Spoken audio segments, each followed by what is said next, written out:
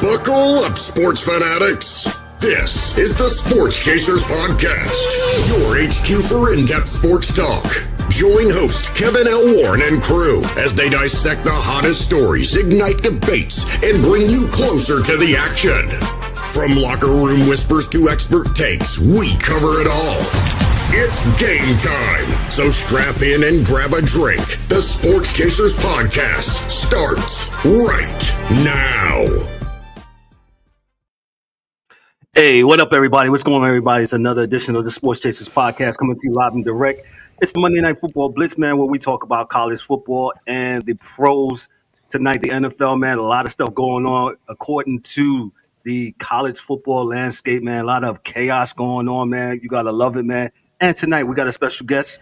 We'll introduce the guest here in a second. Let's meet the crew. D-Dubs, what's up, man? How are you tonight, sir? What's going on?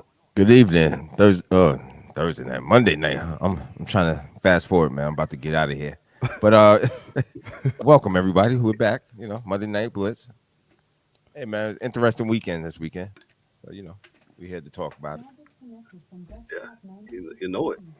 The DA, what's up, brother? How are you tonight, sir? Is the DA there? I guess he's not there. Yeah, I'm here, man. I'm here. I was I forgot I muted my screen. Yeah, man. Yeah. Hi. Oh, pleasure to meet you, Dave. Thank you so much. Thank you for all those that's checking us out on YouTube, Twitter, Twitch, Facebook, Instagram, X. Make sure you like, click, and subscribe to the channel. Hit the bells for all the notifications. And for all those that's listening on the sound of my voice, hey, make sure you give us that 5-star review on the podcast inside. So we appreciate that, man. And, hey, we got our special guest tonight. Man, they've been with us a couple of times, man. Yo, the East Coast Gridiron. Let me give them some applause, man. So appreciate them for hanging out with us tonight, man. We got Danté. What's up, Danté? What's going on tonight, bro? How are you? Hey, man. Like I told y'all backstage, my wife is in Disney. I'm hanging out with the fellas tonight. It is what it is. So he got time today. Got you, man. I got time. Got time today. Khalid, what's up, brother? How are you tonight, man? Yo, still recovering from that Saturday night disappointment against the Longhorns, but other than that, you know, my Eagles brought me some joy yesterday. I'm ready for, you know, some postseason action in college football and, you know, NFL. We're really getting into the thick of it here, so good time for football right now. Got a lot of stuff going on. I'm loving every second of it. Gotcha. Appreciate y'all guys for coming through, man. Like I said, these guys, anytime I ask, man, Danté and them, they always show up. And if you want to make sure you know football, man, these guys know football. They break down film, all that. Their YouTube link is in the description. Give them some love, show them some love, subscribe to their channel, and make sure you hit the bells for all their notifications. The East Coast Gridiron, the angry one. What's up, E? What's going on? What happened to them Birds yesterday, man?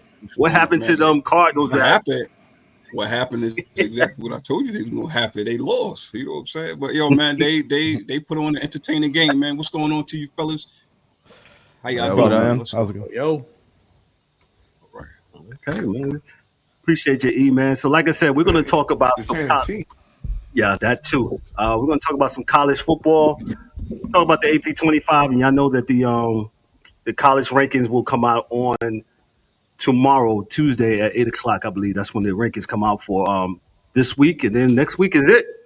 So let me just break it down. We'll talk about some games, a couple games. So Oregon is ranked number 1 according to the AP. Texas is 2, Penn State is 3, Notre Dame is 4, Georgia is 5, Tennessee is 6, Ohio State, they're 7, SMU is 8, Indiana's 9, Boise State is 10, Alabama's 11, Arizona State is 12, South Carolina 13. I was on their campus last week. Number 14, Miami is number 14. Ole Miss is 15. Iowa State 16. BYU 17. Clemson 18. Where they at, Tim? Who? Which one? You said BYU? No, Miami. I told you they wasn't gonna make it. Well, we'll get into that, sir. Yes. I told you. They're outside looking in. UNLV is 19. The Colorado Buffaloes, they're 20. Illinois is 21. Missouri is 22. Syracuse is 23. They breached the top 25 with their victory over Miami. And Army is 24. Memphis is 25. Danté and Khalil, I'll give it to you guys. Your thoughts on the AP 25 top 80-12, even though, we were really concerned about, I guess, the top 16. But I just read it. What you guys thought and what the committee is going to do on tomorrow. A couple things I like here. The fact that Syracuse is sitting there at 23. That's well deserved. And I think you can almost justify them being at 21 or 20 by the way that they beat Miami. And it's not their fault, right? I mean, a lot of us knew that Miami was frauds, like from the jump. Have a close game against Louisville, have a close game against Cal.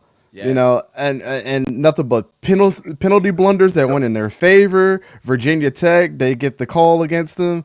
And then you go against Syracuse. Fran Brown's been doing this thing, man. He's bringing them a Georgia pedigree to their team.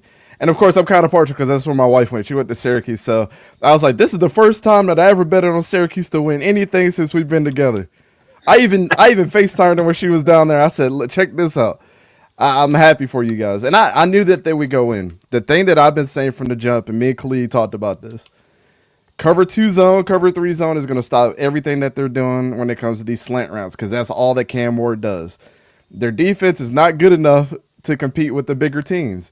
And then also, you haven't played a ranked team all year for you to be justified that high in the rankings. SMU has a way better schedule than you so far. For them to have dropped just 6 spots is absolutely outrageous to me. But Missouri still being up here is kind of crazy. They just keep climbing up, too, because they're frauds as well. But, overall, I always look at the smaller schools, right? Memphis getting the respect, coming in and beating Tulane. And when everybody had Tulane beating them, right? Like, it is what it is. South Carolina, me and Khalid have been saying this, too, and I'm going to let Khalid go after this, but South Carolina has been our favorite team to watch all season. Every single week, they put teams on the ropes. Lenore Sellers is going to be a first-round pick here in a couple years. The things that he was doing was absolutely outrageous. Kyle Kennard was one of the ones on the edge. Dylan Stewart is the freshman. Nick Harbor, all he has to do is just tighten the screws a little bit. That dude's going to be a standout here in a couple years as well. I don't know. South Carolina got the juice. It's Beamer ball for real. There's no memes around saying Beamer ball now. Like he's got those kids rolling now. So there's a lot of stuff I like here. I think Arizona State, you obviously have to move them up a little bit more for beating. Being there, being the number 1 team in the Big 12. And then Ohio State dropping 5 spots. I'm not sure if I like that as much going against Michigan when they're depleted on that offensive line right now. But, maybe I'm a little biased because I do want to see my boy Will Howard get him a chip. But, it is what it is. I'll admit my biases when it comes to things. But Ole Miss not moving at all is kind of interesting because a lot of people are trying to justify, is it going to be Alabama? Is it going to be them? Or is it going to be South Carolina? Those are the 3 teams that are kind of on the bubble. And I've said this already. South Carolina's resume, they've played better teams than Alabama and Ole Miss at this point. So I don't know how you don't justify South Carolina beating arguably the number 1 team in the ACC before they beat an ACC championship contender this weekend. That's to justify everything that you need to know. So I don't know. Looking at the AP poll, it's going to be interesting to see what the CFP does tomorrow. But, I like some of the moves that they made. They definitely put the gas pedal on the CFP committee tomorrow. They've been up. I'm telling them boys been up for about 48 hours right now. They made about 10,000 pots of coffee because it's going to get pretty nasty tomorrow. This weekend did not make it easy on them. Yeah, that South Carolina upset especially. That was definitely going to be the game, between Clemson and South Carolina that really shaped what this week's playoff rankings were going to look like because of how hot South Carolina has been, but the fact they've lost already this season to both Ole Miss and Alabama. With that being said, though, I don't think anyone would even argue that the South Carolina team that has stepped between those white lines these last 4 or 5 weeks is the same South Carolina team that lost to Ole Miss and lost to Alabama. And you can make the same exact case, but flip the other way for Alabama. They've been kind of, on a downward trend. That loss to Oklahoma was a terrible look for them. If that Alabama team played the current South Carolina Nasty team, word. the way they're looking, it wouldn't even be close. I don't care where it's played. It could be in Tuscaloosa, in the heart of Alabama. South Carolina is walking out of there with a double-digit win. Now, I don't know if the playoff committee will look at that, but I do think it's interesting, though, with all of that in mind, that South Carolina is still ranked below Alabama. A couple of the things that really intrigue me are the gaps between some of these teams, because you have Alabama, right? Name brand. Like I said, that loss to Oklahoma, not a good look. And then you have Arizona State, who has been hot. But it's Arizona State. They're not a name brand, right? They're only 8 votes behind Alabama in that number 12 spot. So you're looking at one voter being a little bit higher on Arizona State, and you're jumping up a little bit more, right? And another very close draw here between Notre Dame and Penn State at 3 and 4, a difference of 5 votes. So it's clear that the voters are very, the difference between a team like Penn State and Notre Dame or Alabama and Arizona State it's almost negligible. There's really no difference between the two. So that's kind of going to be pushed now onto the playoff committee. What are they going to do? What are they going to do? Like, are they going to decide that Arizona State should be ranked above Alabama? Not that it may not matter. Not to cut you off, Khalid, but go back to your Arizona point real quick. Yeah. I know what they did there. I know why that single vote didn't come in. Jordan Tyson getting hurt. Yeah, Jordan That's where it Tyson's came not from. going to be available. And Their best wide receiver is not going to be in that game. So somebody was like, I don't know if I trust him to be Iowa State. I think that's where that came from. And that's going to hurt them this weekend. I mean, it's a big game. I hate Danté when we do that.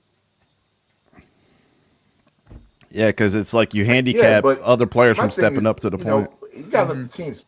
Yeah, like, okay, he's hurt. This is football. Yeah. Yeah, you got to have a next man up Players mentality. get hurt in football. That's why we practice 5 days and play 1. Mm-hmm. Right? Yep. So, and they did that last year. And I'm not, believe me, I'm not a Florida State fan. But, dude, they won the ACC championship without their quarterback. And then the 13-0 team, you leave them out. Like, that's dumb. It makes no sense to the world. Like, and I think a lot of stuff is really for sure. Right? I think that South Carolina is probably the hottest team. They're keeping players, right? Which is the biggest over the last 5 years. Prior to, they just lost players every year, right? And you always look at the game and say, "Oh, South Carolina running back is playing for USC." Now they're keeping the guys in because they always got athletes. Like South Carolina is a very good state for football. Like they got linemen up and down on the highway. So there's big boys out there all over the place. They're going to have players there. The problem is Clemson's been grabbing them for about 15 years. Yeah. Oh, yeah. Now, 15 years. Yeah. They've been getting since Spurrier. Like Clemson was getting everybody since Spurrier. So it's I think they'll be fine. I think they should get a shot. I think they should get a shot. And I don't think Penn State they ain't played anybody this season except for Army. But these are big brands, man. So, you got to keep them in the mix because people will watch the game. But they haven't played anybody. I'm pretty sure their RPIs, if they still look at that, is probably very, very, somewhere near the hundreds. So, I just think iron still sharpens iron. So, Go ahead, D. You said they haven't played nobody. So, with the teams I'm looking at, the teams like SMU, Boise State, should they be ahead of Penn State? Who you understand what I'm saying? Like they're 11-1. They got the same, and even Notre Dame. SMU definitely got a better record than. But the quality of the team, I think SMU played higher quality of the team. So the only good team that Penn State played was Ohio State, and they lost. Same as Indiana. Indiana's not in the championship USC, game. Right? I think Indiana would have been a better game against Oregon. That's just my opinion. Yeah. I wanted to see how they would have bounced back after that loss. Like Curtis Rourke just put up 6 touchdowns against Purdue. I know everybody's been smacking the crap out of people, but Kurt Signetti said, "Let it rip today and prove to the country that we can come in here and smack any team, and we're gonna smack the worst team in the country real bad." And that's what they did. As a Purdue alumni, that's why I did not wear that hat tonight. I forgot about that. This guy, dude, love that. Man, y'all are ranked last in like every statistical category. That is crazy. I never knew that they was going to be this way this year. Yeah, I know you're disappointed, man. Like, it's crazy work. It's just bad. Hey, when y'all posted the thing with the line when the guy went with the touchdown, that was pretty. It's like only Purdue, bro. Only Purdue. And I got the nerve to wear this hat today. I was waiting for my South Carolina hat to come in because, like I said, I was on the campus this weekend in South Carolina. I went with my niece for a college visit, and I said, man, y'all got a good chance of getting into the playoffs, and man, and to like what you were saying, Danté, man. I've been kind of following South Carolina, in all serious all this year, and they have been playing very well, and I like their team, and hopefully. So what's some of the scenarios, right? So if Clemson loses, right, this coming week against, South Carolina gets it? If Clemson loses, I don't think anything changes moving forward. Yeah, I think the SEC game is going to decide a lot, because what do you do with a 3-loss Georgia at that point? After they just barely got past Georgia Tech last week, who was unranked. Because the one misconception that I've been correcting people on, and like I've heard this on several podcasts, and I kind of seem like an a-hole by saying this. Like, no, you guys got it wrong. Me and Khalid, we literally went to their website and read through all their bylaws for this year, what they consider to be contenders, or how they are going to rank teams. Margin of victory is not anything that they're going to consider. So I said that if Indiana doesn't get into the college football playoff, they are lying.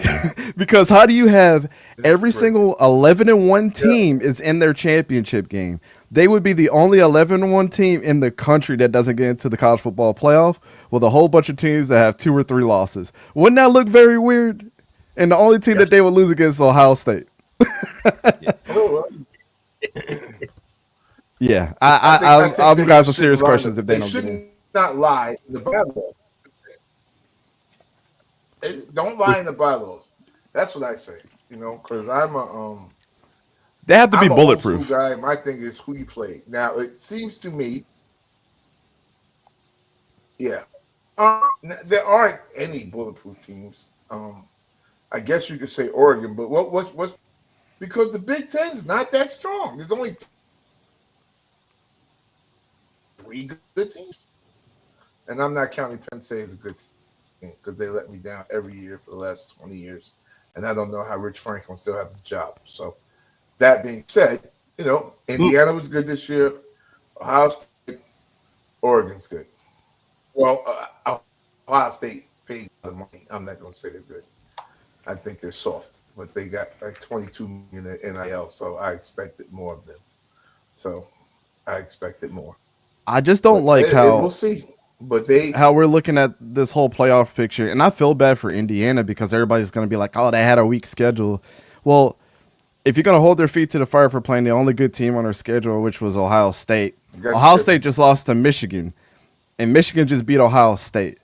Right. So how can you not justify Indiana now? It's going to be very hard for them not to justify that. And then also, every single team that's in their championship game this season is going to have a chance to either avenge a loss that they took, or to look better from the loss that they took previous in the season. Like, these teams have had multiple chances. Georgia's had multiple chances. Texas is going to have a chance to beat Georgia this weekend. But Indiana, you telling me they're not going to be able to do anything, and they're just the sad child sitting on the on a rainy day on the sidewalk? Like, that doesn't make sense to me. Like, I would love if the committee had the balls on Sunday when it comes up to say Ohio State and Indiana in the college football playoff at one of those seedings. I think all of us up here would be like, hell yeah, let's see if they can get their revenge against a team that they just lost, because the common denominator is Michigan. But everybody's going to want Ohio State to be in this thing. Watch. It's going to be crazy to me. From some of the brackets I see, that's Well, they're a big Ohio, money school, Ohio man. State and They got Indiana a big fan base. is up there. So we'll see. It would be fun to watch, I'll tell you that. Like, 12-team playoff, anything is possible. And now that you're telling me humans have to figure it out, then, yeah, of course, it would.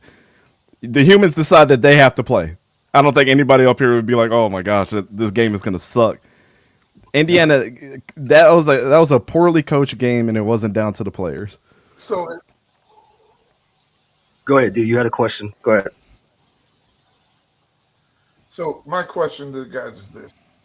Yeah, so if we're going to look at it that way, and we're going to say, okay, I guess means a lot. How much you win by. See, this is what I heard. I heard Heather said that it's not so much who you beat, but it's who you lost to. That's going to decide your ranking when it comes to the playoffs. And I'm like, well, that doesn't make a whole bunch of sense to me. It still has to be the eye test if you're not going to put it in the computer. It still has to be the eye test, because if you want to see the best games, and I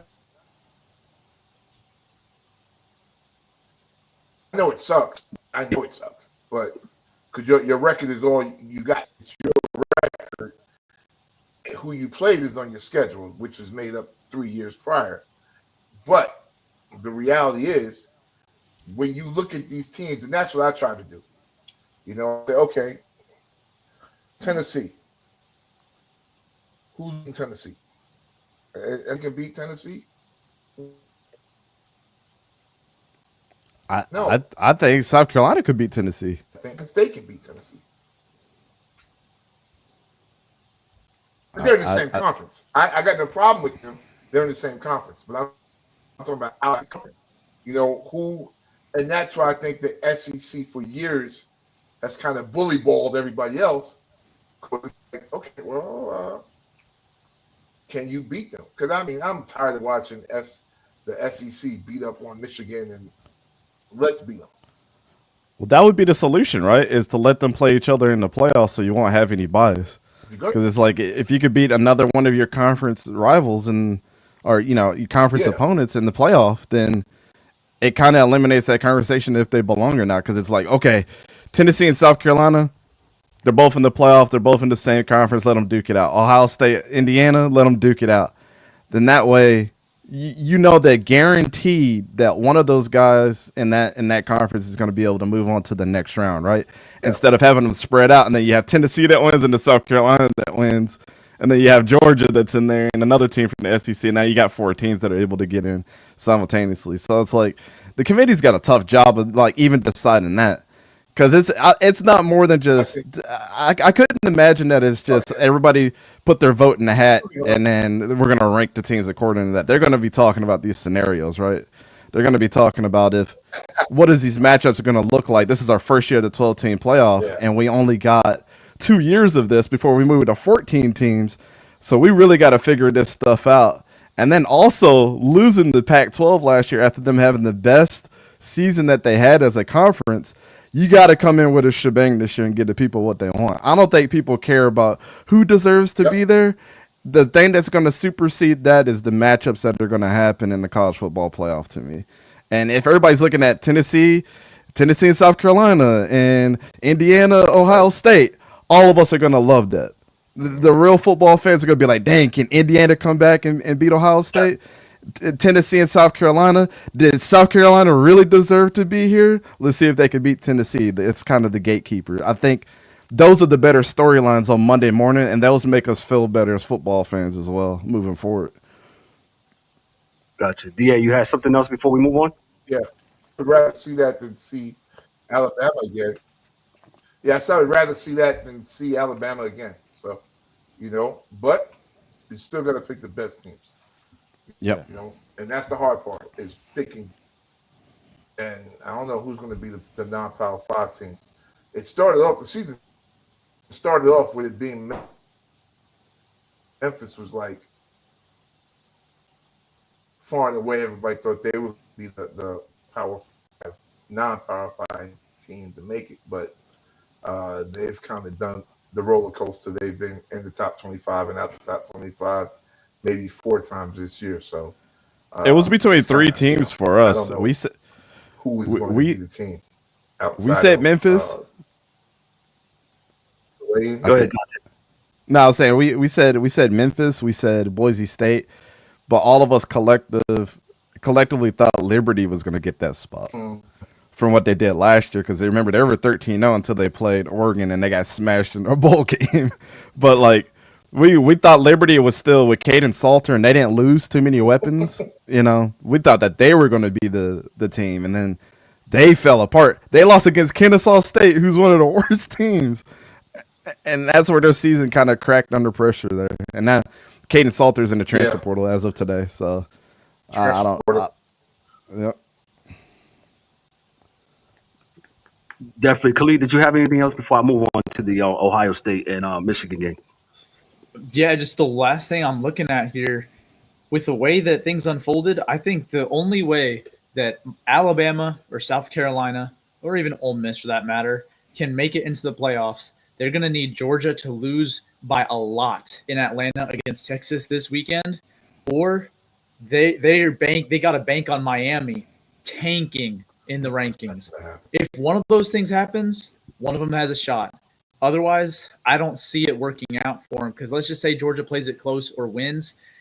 None of the teams, immediately above them, kind of in range of dropping out of the top 12, are playing in conference championships this weekend. Right? You have Boise and Arizona State, but both of them, right, are the highest ranked teams in their conferences. So even if they lose, they're just going to be replaced by the teams that beat them this weekend. Then you have Indiana, SMU, Tennessee, and then like a Notre Dame and potentially Miami. None of them play in conference championship games. So they're really not in any their spot in the playoffs is not under any threat.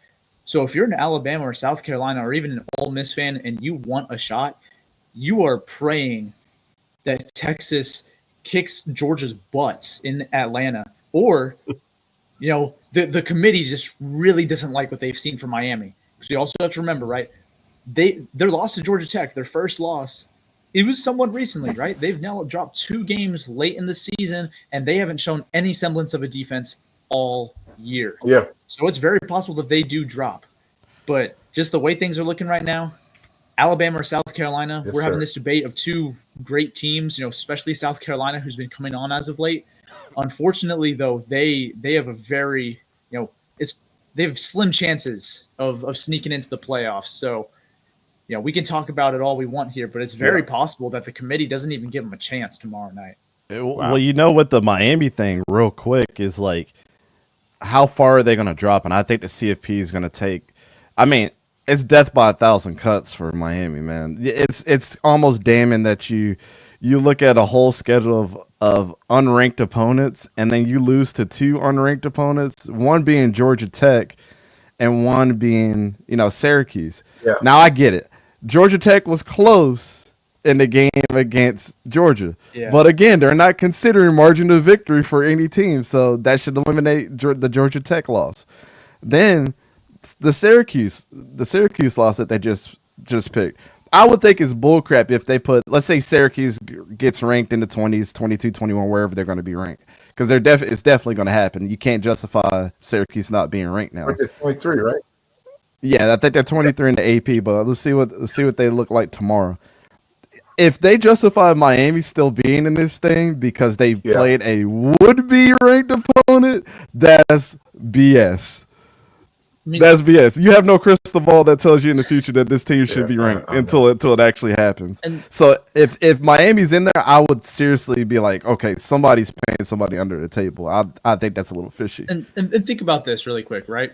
Miami is ranked in the latest college football playoff rankings, right behind Notre Dame and Penn State, 2 teams who notoriously don't have great resumes, don't have great schedules, and especially for Notre Dame, they have the worst loss out of any top 25 team, arguably. Facts. So the fact that Miami was already ranked behind a Notre Dame team who plays a lot of ACC teams due to a TV deal and lost to NIU, right?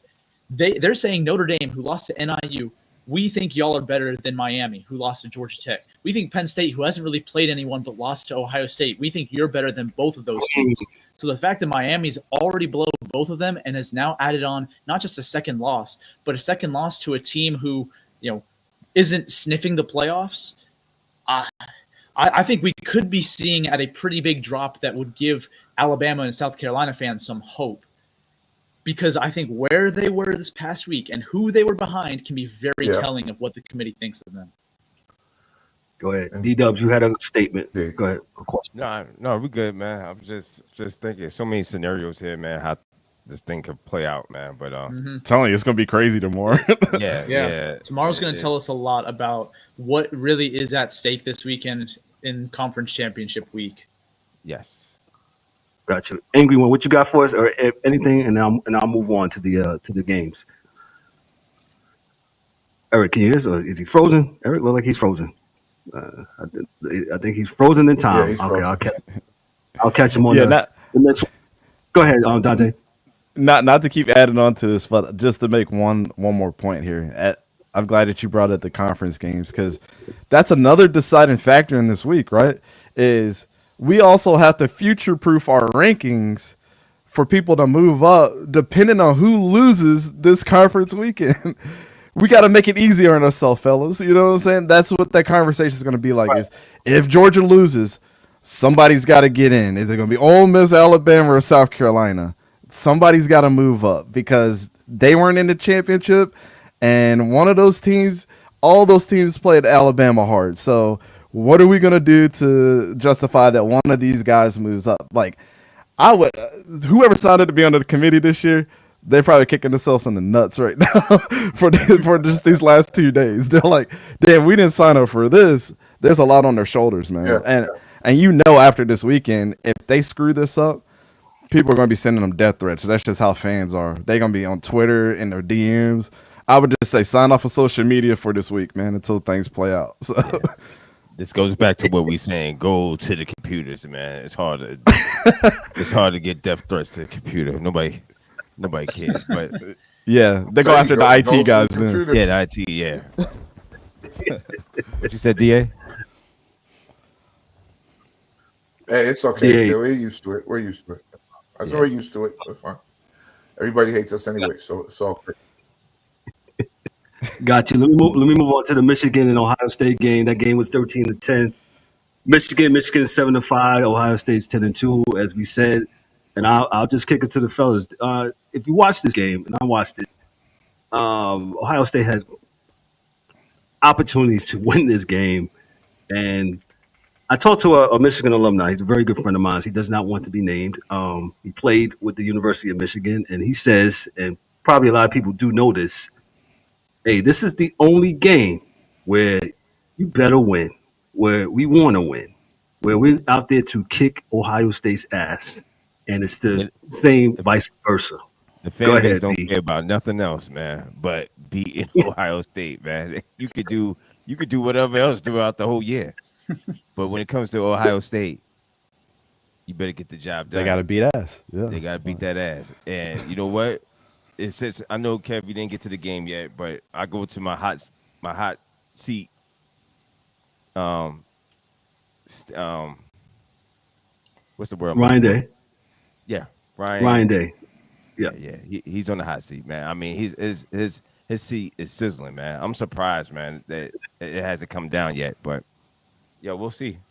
I remember when Jim Tressel got fired after losing to Michigan and he was undefeated the whole season? Yes. Yep. How's this not happening to Ryan Day? That's ridiculous. I don't know. He got pictures of somebody. I don't know. You lost against Oregon too. It's about time to be out of here, buddy. Because you can even justify it like this, D-Dubs.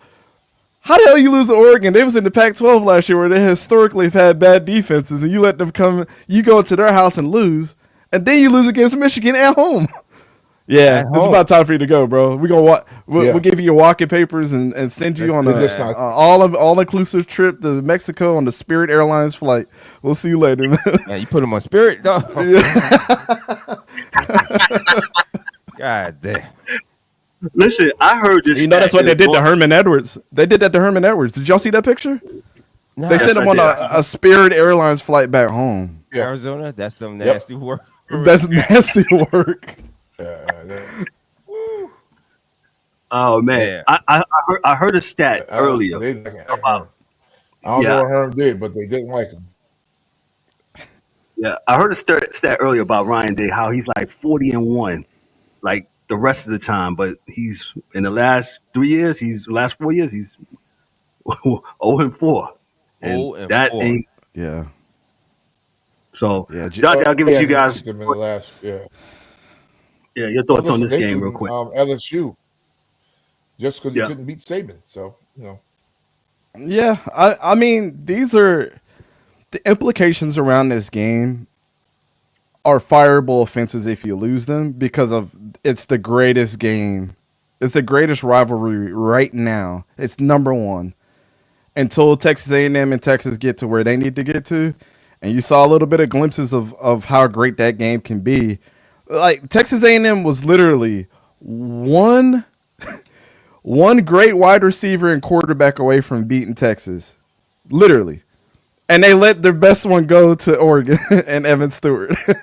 So, it's crazy. Like that rivalry is going to be good because both of those coaches are good too.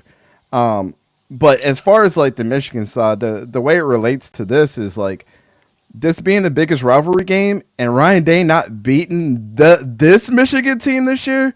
It was like there was no better team, no better Michigan team for you to justifiably go in there and kick their ass this week, and you didn't. And this is the highest paid roster that we've seen in college football to date. Quinshon Judkins had under 50 yards.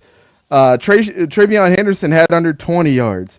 Yep. You had the best wide receiving core that any team in the country has. And you didn't draw anything up for Will Howard to respond back from throwing that ugly interception earlier. It's nasty work, man. Their defense played their ass off, though. I don't know what else you could ask from Ohio State's defense. And I know that they got a lot of heat. I know that they did. But Jim Knowles is there to stay, man. That was one of the best hires of all time as far as defensive coordinators, from him coming to Oklahoma State going to Ohio State. Yeah. But one thing that like a lot of people didn't really watch this game, but want to make the implications that like Will Howard and the rest of these dudes are trash. The really and truly, Michigan came with the game plan of like we're gonna beat you up front with our two NFL defensive linemen. Kenneth Grant and Mason Graham are 2 first-round picks in this coming draft. Those dudes are legit, and that's why they were able to stop the run. And they put so much pressure on Will Howard to get things done that Chip Kelly didn't even know what to do. It was just too much for him to handle. And in a rivalry game, the it doesn't matter what their records are. Let's say if they're and both these teams, if they were 0-11 going into this game, everybody's still going to have their eyeballs on it. They're going to put their best game plans going into this game, right? So I think just really up front, them missing their starting center, they're missing their starting left tackle. They had another backup offensive lineman that's supposed to step in next year and be a great piece. They're missing him. This was just an old school, rough and tough, our front seven against your defensive lineman. Let's see who's going to win the battle. And unfortunately, Michigan came in and won. And this is a low-scoring game. It wasn't like Michigan came in and kicked our ass. Yeah. That is the biggest misconception. This was really a chess match, man. And, Sharon Moore gets to keep his job for another year because of this.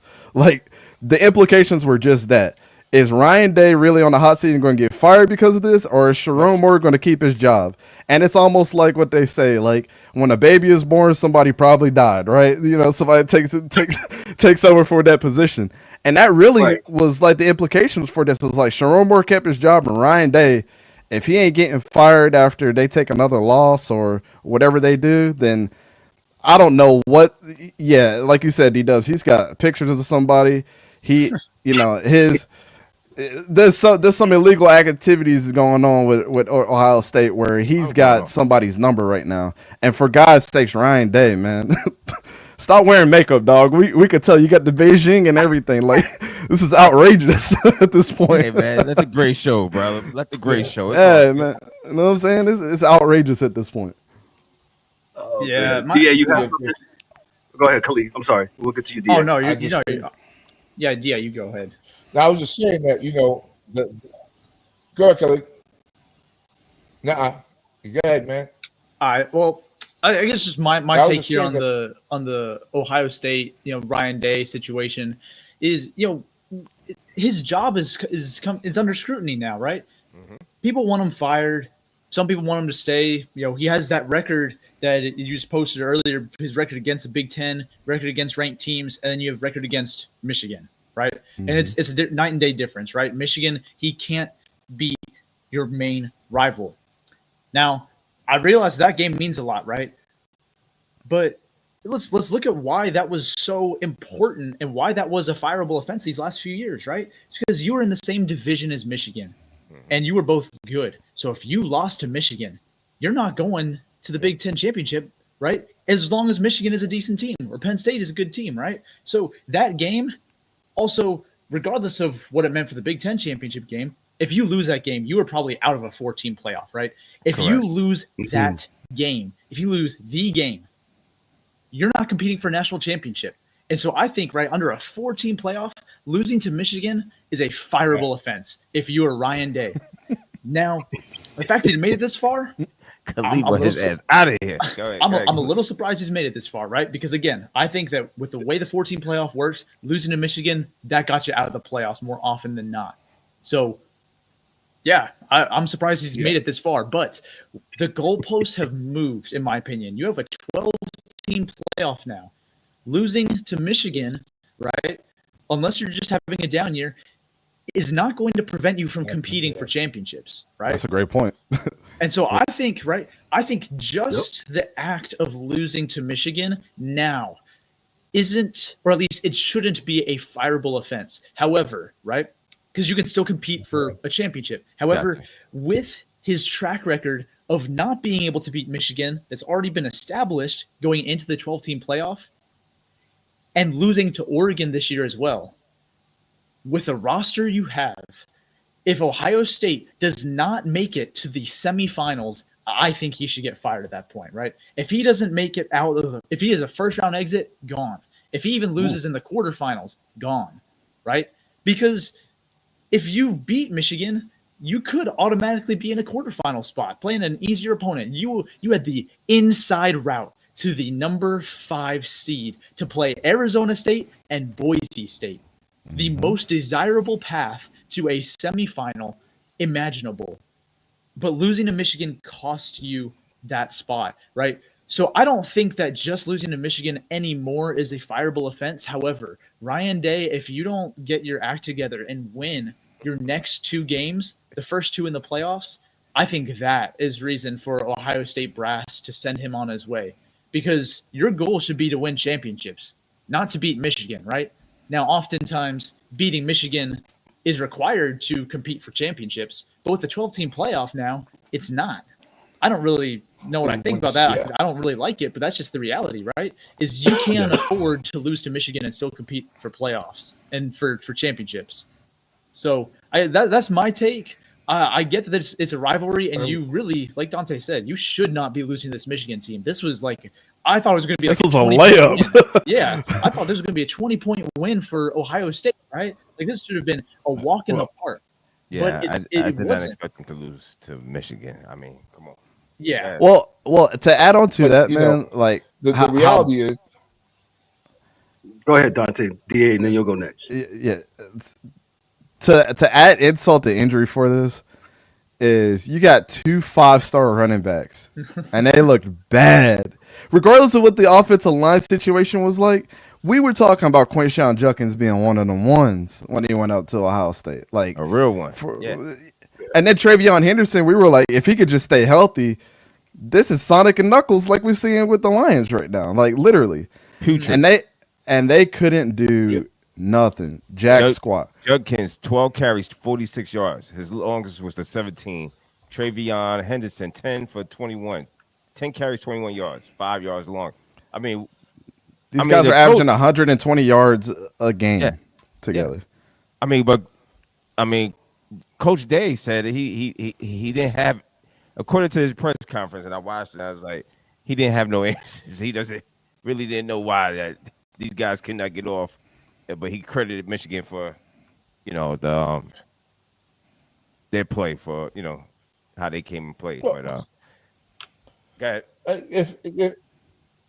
If you're old enough, D, if you're old enough, Ohio State has lost. It's almost like a time warp. That's 10 years. When what's his name? Shoelaces, no shoelaces was there, and they beat them. All it was running the ball and playing defense. Oh, Denard Robinson. Michigan doesn't have another trick. Yeah, when Denard was there, what did he do? He ran the ball and they won. And that coach was an absolute abject failure. Brady Hoke. So it's just Ohio State. Yeah, Brady Hoke was horrible. He was an abject failure. And the reality is they still beat Ohio State. They still you recruit the type of players to beat Michigan, or get there healthy, because I think they got them, but they weren't healthy. But it's no excuse, man. This is football. And the college that can block. Well, you better find somebody that can block. Because you're done. You're done against the team. Every time you play them, it's the same freaking game. Mm-hmm.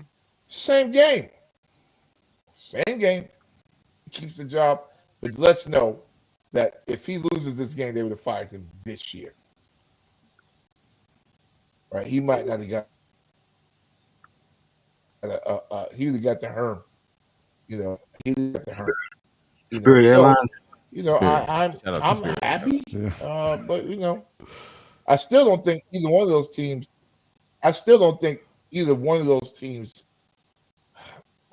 Man, I'm an iron sharpens iron guy. So I always get really see you beating anybody, in a big game, because even though each game is this individual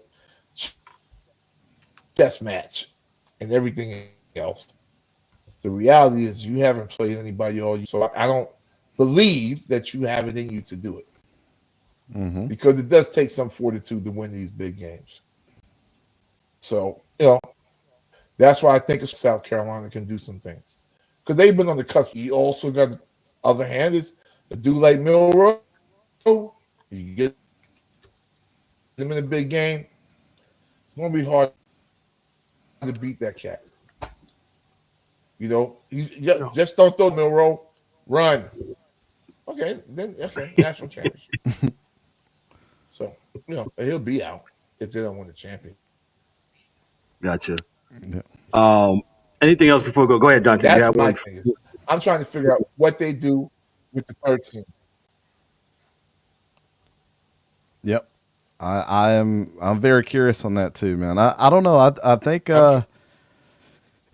this all came down to coaching for me. I mean, I don't know how you don't account for that. Michigan's going to come in there and tear your head off worse than any other team that they played. Like, this is the one game on their schedule, regardless if they played, Little Sisters of the Blind this year, they were going to come with all the firepower and the fury with your team, and this is the last game. And a lot of those guys, this is their last time. Like, they realize that, like, this is the last game that we can showcase what we got.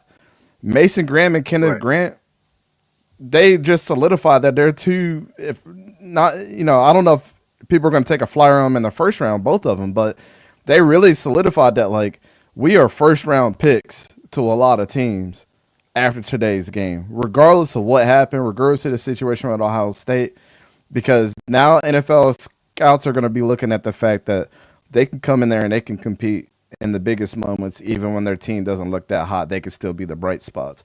And I would have wondered what it would have looked like. They have the number one corner on their team that they were missing this week. Nobody really highlights that. Will Johnson wasn't there. So what was one interception could have been 3 if he was there. With the way that Kenneth Grant and Mason Graham were playing, because they always say a cornerback's best friend is a defensive line that can put pressure on the quarterback. And Will Johnson is one of the ones, man. And he wasn't able to showcase what he had this weekend. It could have got real ugly. I think if the score was worse and he was in that game, Ryan Day might not have been here with us today, brothers. Like, I think he would have got his walking papers this morning. Oh, that's funny. E, can you hear me? Go ahead. Hold on, D. Come on, man. Put an extra tight end in. Yeah. Can y'all hear me? Yep. Yeah, you can hear. Hey, E, what you think about this Michigan and Ohio State going on? Hell, man, I'm gonna say this, man. The NFL is quite different from college football. Just the other week, I was saying how divisional games, you really don't have upset. And I'm not gonna say Michigan, this was an upset. To the masses, yeah, this was an upset, but to me, it wasn't, because I agree. Like Danté just said, man. Yo, man, when you're the most hated rival, when you're the most hated team to a program, they are gonna go regardless if they're 2-8. Playing for a national championship, whatever the case may be, they're coming for your neck, and you better bring your A game on that day, regardless of where it's being played at. You got to get up for it. And for Ohio State to play the way that they played, regardless of who was available, yeah, this was a bad look for me, just for me. But man, kudos to Michigan, man. I mean, they still found a way to beat Ohio State, regardless of what the remnants of the season was, man. So. Hey, and a couple of years ago, I'll say maybe 8 years ago, this was a Michigan problem. Michigan with Harbaugh could not beat Ohio State for like 2, 3, 4 years straight, and then he finally turned it around. So it is what it is, man. Good win for Michigan. Ohio State, I'm sure they will be in the playoffs, but yeah, they miss a lot of opportunities out there on that field.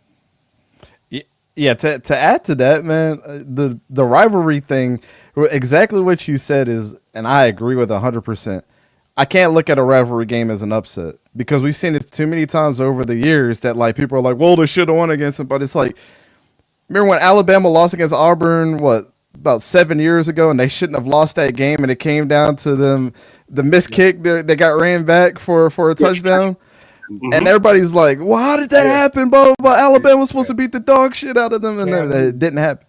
But on the other side of that, too, is if rivalries weren't such a big thing, college football this specific weekend has told you that Arizona sucked this year and Arizona State is good, and they were getting in fights.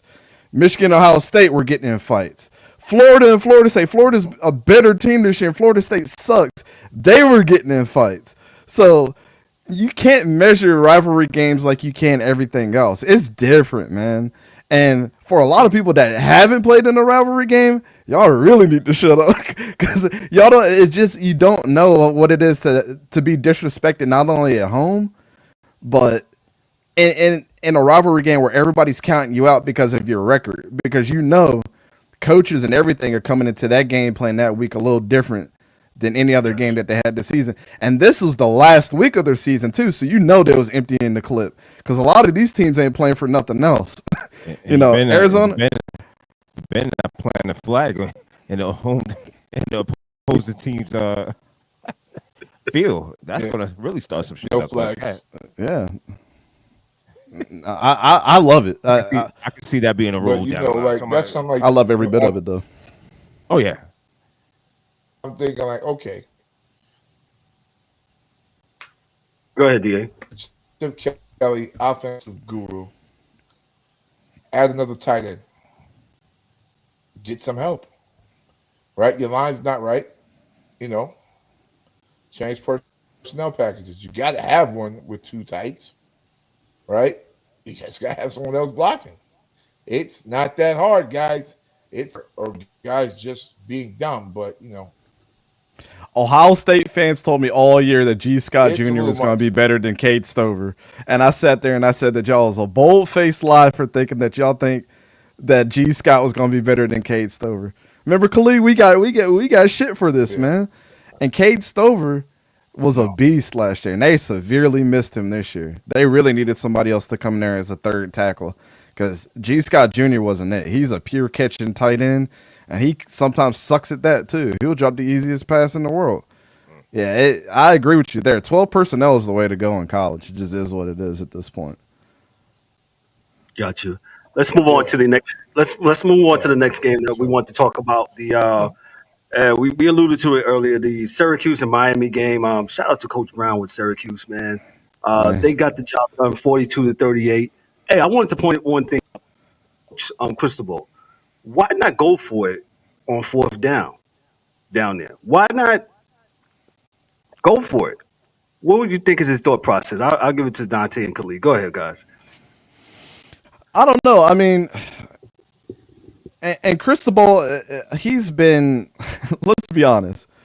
Over his career, he's been known to make the most boneheaded decisions and the most questionable calls for out of any coach in college football. He has a rap sheet going back to when he was at Oregon, man.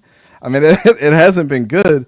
And you were under a coach in Nick Saban that has been historically known to make the right decisions.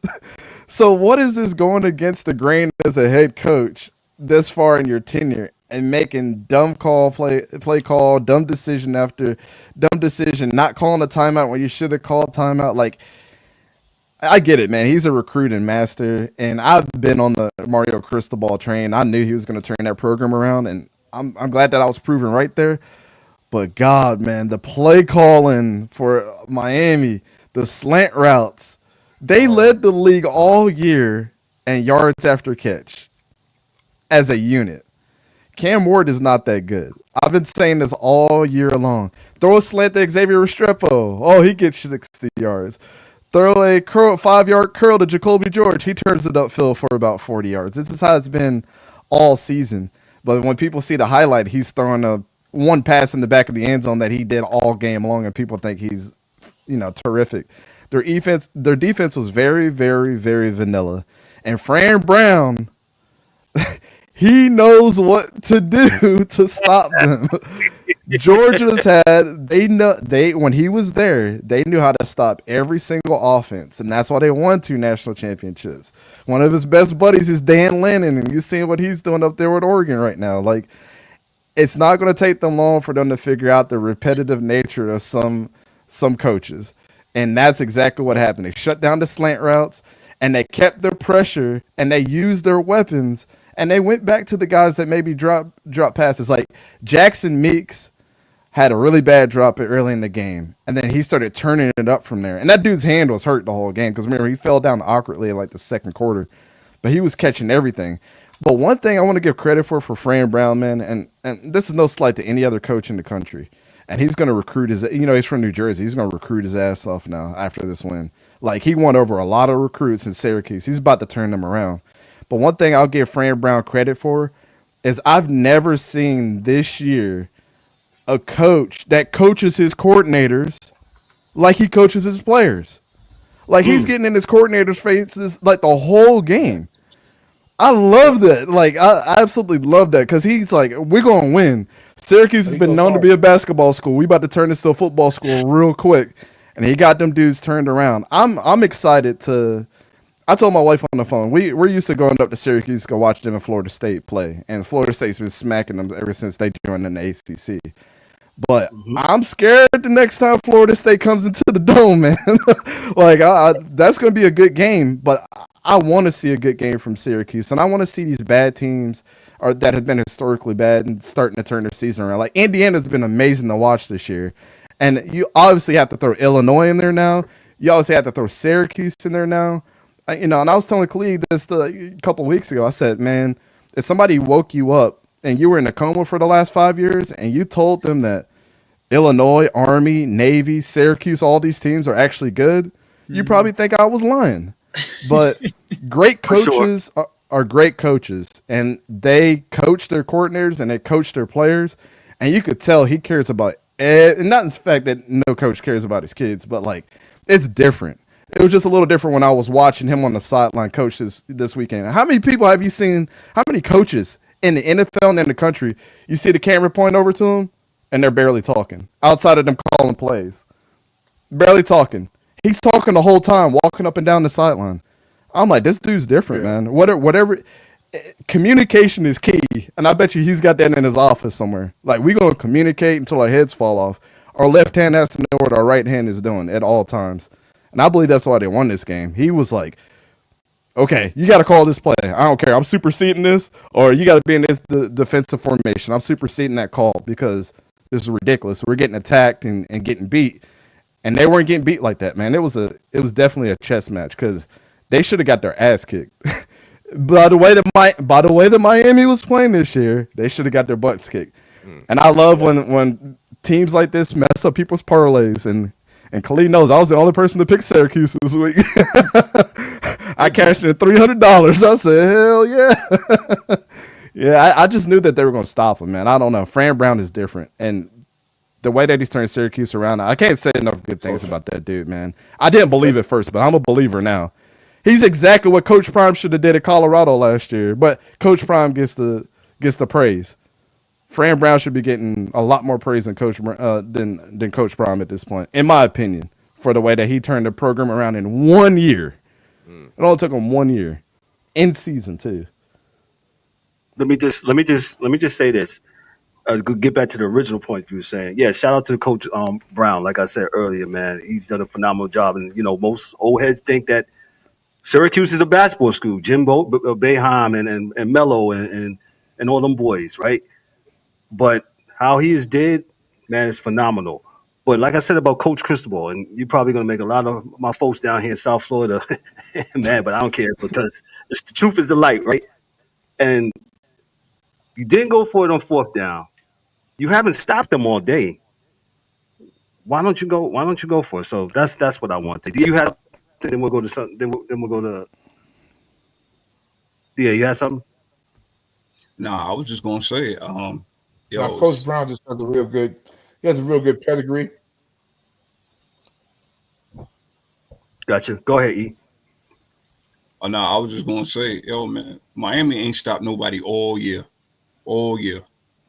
and it caught up with them. If you're not putting up more points than the other team, this is what's going to happen every day, Saturday, Sunday, Monday, Tuesday. It doesn't matter.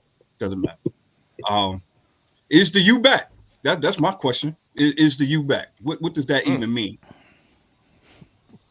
Yeah. Well, sounds like some Dallas Cowboys shit. That's what they say every year.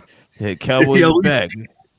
I don't think they're back. They're about to lose Jacoby George, Xavier Restrepo, Damian Martinez, and Cam Ward all to the draft. And Elijah Arroyo. Elijah Arroyo too. We're gonna see him down at the Senior Bowl. Oh yeah, man, that's a big blow. They about to experience something like Florida State did. And with all of that talent on the offensive side of the ball, I think that makes the field goal decision even more inexplicable. Like how do you rationally come to the decision to kick a field goal when you're on the doorstep, right? If it was fourth down from the 20 or the 30, sure, kick the field goal, right? But you're on the doorstep. You're on the 10-yard line, and you have a quarterback who statistically is playing like one of the best in the country. You have a receiver in Xavier Restrepo, who's the best receiver in Miami's history. Nice. One of the best receivers in the country, who's catching 75% of the footballs that come his way up to 9 yards downfield. You also have an excellent tight end in Elijah Arroyo, who is catching 83% of the passes going his way up to 9 yards downfield. So you have two guys in that short yardage situation who are money. And you have a great quarterback who, despite the defense's flaws, has been able to put up points week in and week out. And then you have a defense who has not stopped Syracuse all day. Why would you take the ball out of your quarterback's hands? Why would you take the ball out of the hands of the strength of your team, which is the offense? Why would you kick the field goal and ask your defense to make a stop when they haven't been able to do that all game long? It doesn't make any sense. And this is coming from Mario Cristobal, who is a former offensive coordinator, offensive line coach. This is an offensive guy. And he made that call? Like, it doesn't make any sense. Oh, no. This is up there with the decision to run the ball against Georgia Tech last year instead of kneeling it, right? That was coaching malpractice. This, maybe not as bad, but this is still up there because it doesn't make any sense. You can say, I want to trust my defense. Boy, your defense hasn't given you any reason for you to trust them all game long, all season long. What are you doing? Like, seriously. This is the coach that, I'm smarter than the room. I'm smarter than everybody else.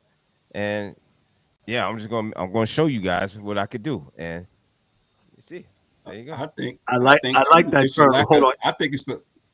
Okay. Go ahead. No. Go ahead. No, I think it's like the question I just asked. Is the U back? I think he started hearing those questions.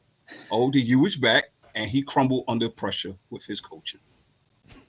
I'm standing on that one because no other time, the U has been steadily getting back into this light, and obviously he was playing not to lose, and they lost. I think what happened was, Michael Irvin was at the game, right? I think at the end of that game, when the receivers were not stepping up to the plate, they was looking at Michael Irvin like, weren't you at Syracuse not Syracuse? Weren't you at Colorado this summer helping them out? Nah, we about to throw the game now. We forgot about that. They had flashbacks to them videos of him being at Colorado helping them dudes out. Oh yeah. People don't forget.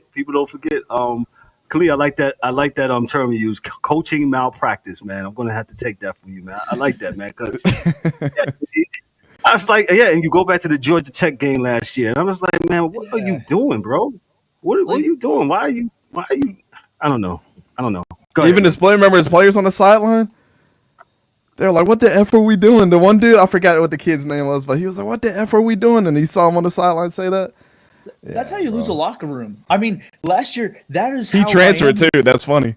The kid transferred. Miami lost, not only lost, you lose some of the locker room, but you also lose recruits that way. Why would you want to play for a coach who does stuff like that? Texas A&M, right? We dipped into the state of Florida, capitalizing on Miami's lack of success last year, on Florida's lack of success. Even just today, the University of Florida, as hot as they are right now, just flipped a recruit from the University of Miami. Because why would you want to play for a coach who makes decisions like that? Why? Bad decisions. Like, it does not make any sense. I want to hear his explanation just because, I want to hear his side of things. But it is so hard to look at the way the game was going and the guys you have on offense. Man, it's going to take a miracle for me to be like, oh, yeah, he made the right decision. Because he didn't. Flat out. That's deep. DA, did you have something on Miami? And I told you. Syracuse. 6 weeks ago I told y'all 6 weeks ago they weren't going to make it, right? And they're not going to make it. That's it. There you go. Yes. Proven right. Yes, you did say that. You and Ryan had that. Yeah, you and Ryan had that going on. Yep. You absolutely did, man. I told him. Let me move on. I told him. Yeah, go ahead. Gotcha. Let me move on real quick.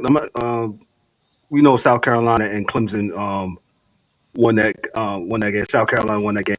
Before we move on to the pros, Danté and Khalid, your thoughts on this game? And we talked about how South Carolina, they're going to be. They're basically on the bubble and what they would need to get help. But your thoughts on this game, real quick, before we move on to the NFL? Yeah, I mean, South Carolina. Again, for whatever reason, this is the team that we've watched. I mean, personally, me and Khalid and the rest of us, we watched them more than probably any other team together this year. And just like, if they lost the game, we were like, damn, they should have won. And if they won a game, we were like, damn, they're impressive. So, we're really big fans of like even the guys that don't get talked about, that didn't get talked about all season, that getting talked about now, like Nico Manwari at safety. is one of them ones, man. He might be the best safety in his class when it's all said and done. Yeah. I know people are not going to say this. They're going to look at, a lot of these other guys, Malachi Starks, Malachi Moore, the rest of these guys. But, like, Nickel Man Warrior is not only fast, he's got the size, he can lay the boom, he's a ball hawk. He can do it all. To me, he reminds me, and this is high praise for him, but, like, I haven't seen a safety like him since Kyle Hamilton. And he's bigger. Ooh. You know what I'm saying? I think he's one of them ones, man. But Yeah. outside of that, I think the game planning for their team is the only thing that's held them behind this season. And I think it's just because Lenore Sellers wasn't healthy. It's his first year. There were, he got injured a couple times. Raheem Sanders didn't, we're fans of Raheem Sanders, but some games he didn't step up to the plate like he needed to. Obviously, they're a little deficient in their wide receiving core. Nick Harbor's still trying to get in his zone. People are trying to figure out if he's going to be a tight end or a wide receiver. But, like, a lot of their problems are going to be fixed here next year or the year after into them being a superstar team. Their recruiting class is shaping up. They're flipping some recruits over from Clemson to come over their team. Like a couple 3-stars, like in the last month, have come over to their squad. So I think right now, and especially in that game, it was kind of the same thing. Kind of tightening the screws because there was a couple fumbles that had happened during the game where we were just like, dang. But they were just like stuff like the ball just getting punched out and the guy being right there at the right time. I mean, Clemson had a couple of those mistakes too, right? But I think the youth of this team has been their blessing and their curse this year, literally and truly. That's all that it's been. So, I mean, going against Clemson, you got Kay Klubnik, who's been playing out of his mind. Antonio Williams was playing really good. Bryant Wesco Jr., who's a freshman that, me and Khalid were very, very high on as well. He was going a little crazy. And Phil Maffa filling in for, not having this 1-2 punch from last year, and Will Shipley.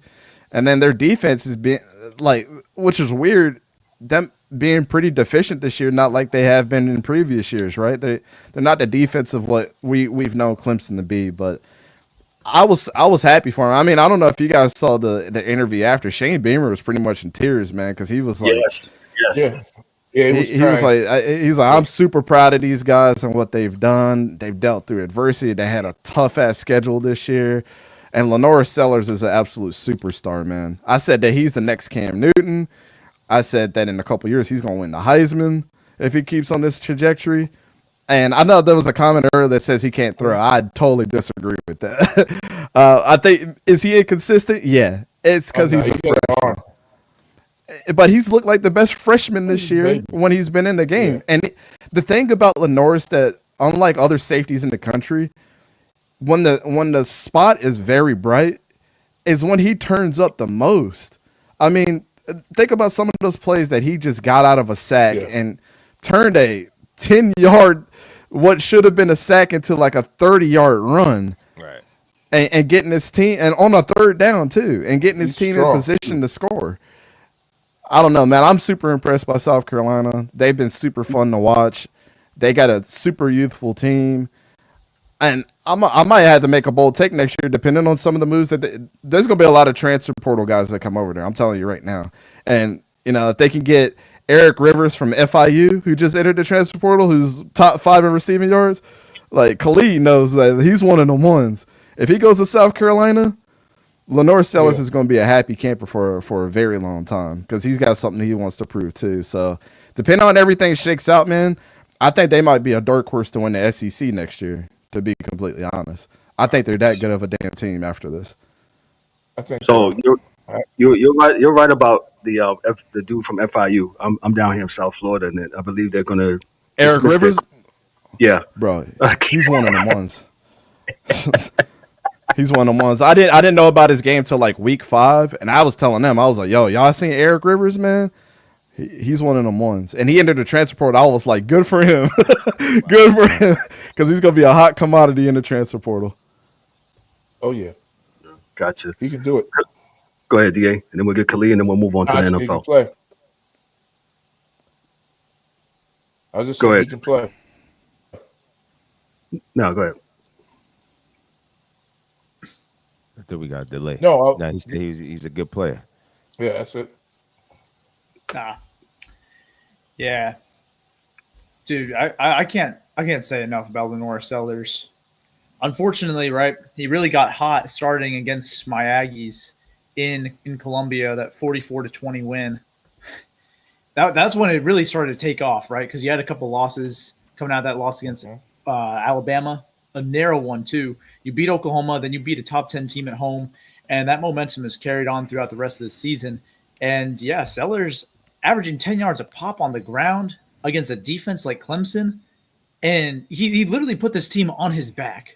The way he plays, the way he extends plays in the pocket, the way he takes off with his legs, breaking tackles, right? It's not just like he's making guys miss.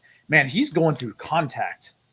Like he's literally Cam built Newton. different. There aren't many quarterbacks basically. who have graced the college football game who can say that they have done some of the things that Lenore Sellers has already done in 1 year of starting, right? Danté, you talked about the youth of this team, the youth of the Lenore Sellers, and let's not even not just the youth of this team, but the inexperience on offense. Let's talk about who they lost, right? Spencer Rattler, multi-year starter, former 5-star, right? Out at quarterback. At receiver, right? You lose Xavier Leggett, right? Who I think was a first-round pick. You lose him, and then you have Mario Anderson, who is an experienced running back who transferred in, and then after 1 year, he transfers out. Mario Anderson is killing it at Memphis. If y'all know who he is, like anyone, like you listening, go look up Mario Anderson. He is a dog. You have to replace all of that returning production. The only skill position player, starter, who's returning, tight end Josh Simon, who does lead the team in receiving yards. So you have to have Lenore Sellers, a redshirt freshman, step up. You need to have transfer Raheem Sanders not only step up in a new scheme and a new offense, but regain his form after a down year at Arkansas the year before. And then you're asking guys like Nick Harbor, a former 5-star, to actually have, an increased role. You're asking true freshman Mazeo Bennett Jr. to have an increased role as a freshman. And they're out here doing and transfer Gage Larvindane from Miami of Ohio. Smaller guy. You're looking at a whole new offense, a lot of new guys. What they've done is so impressive, but also on the defensive side, man, South Carolina has the number 14 scoring defense in the country. I don't think anybody had that on their bingo card this year. South Carolina having the defense that they have. Tonka Hemingway, DJ Sanders, right? Kyle Kennard. I mean, you have on the defensive line Dylan Stewart too. And then you have Jalen Kilgore and Nicky Mamori in the back end of the defense. I mean, you can tell we've been watching them this year, fellas. So we know all their names. I mean, just a little bit. I mean, you have this South Carolina love them, team. man. It's so impressive the way they beat Clemson, because you look at the way they beat A&M, right? They got out hot out of the gate, right? Big lead, and then they crushed the Aggies out of halftime as well. This game was a little different, right? You go behind, early on in the second quarter after a dogfight, a lot of turnovers on downs in the first quarter, a lot of turnovers. Then you tie it up. You get behind in the third, nothing happens. And the fourth quarter, your defense not only pitches a shutout, but you're able to put up 10 points on offense for the win. They faced adversity. They responded. They've won in all sorts of ways. They've won in blowouts, and they've won in close games on the road, right? In a rivalry game. I mean, that says a lot about a team, is how do they respond to adversity, right? Just like Coach Beamer was saying, when you're punched in the mouth, what's your response? And they responded in a great way. This is the sign of a good team right here, right? Is you don't want to just blow people out. You want to be able to show that, hey, we respond to adversity well. We're tough. When the going gets tough, we're tougher. And the other thing I want to point out too is they learn from their mistakes, right? This is a team who, they lost to Bama by 2. They lost to LSU by 3. They did not. The mistakes they made in those games, they did not make again down the stretch. They ended the season with 6 straight wins, 3 of them being against ranked teams, and Texas A&M and Clemson were both in the top 12. So they beat 2 teams who were eyeing playoff spots. South Carolina took them down. I don't have much else to say other than South Carolina. You have my respect, and yeah, like Danté said, dark horse next year for the SEC. You got to remember they have the same exact schedule of SEC teams next year. So they're going to have LSU, Ole Miss, Alabama, OU, A&M, Vanderbilt, Missouri. They beat half of those teams already. They only lost to Alabama by 2, and they have them at home next year. They play Alabama at home, right? Then you travel to LSU and Ole Miss, but this team could be dangerous. I really like Lenore Sellers in this offense, but they're all going to be growing together. And if they can go out there and get another piece and then reload on defense, this is going to be a scary team once again because they got grit. That's something, you recruit talent, right? That's what you look for whenever you're recruiting these guys out of high school. You're looking for talent and the right characteristics to fit in the culture. But Beamer has them like rallied around each other, and they're so gritty, man. I love the resilience they have. It was on full display this past week. Nah, definitely. South Carolina's been doing their thing, and like I say, they've definitely been doing their thing. So, shout out to them, and hey, hopefully my hat will be in the mail here soon. Let me move on to the. Yeah, maybe not. Let me move on to the pros. Danté, we're going to talk about your Jacksonville Jaguars. They lost to the Texans on yesterday, 23-20. Let me ask you a question. When you was on when you gave us your picks before about your team, what has happened to your Jaguars? And then we'll get into the whole Trevor Lawrence thing. Your thoughts on that and what happened? What's going on with the Jaguars and the whole their team? Go ahead. I think the easiest answer is to look at the injuries that we've had so far too. Like they've been pretty significant. Christian Kirk being out, you bring Gabe Davis in, he's gone now. Trevor Lawrence being out.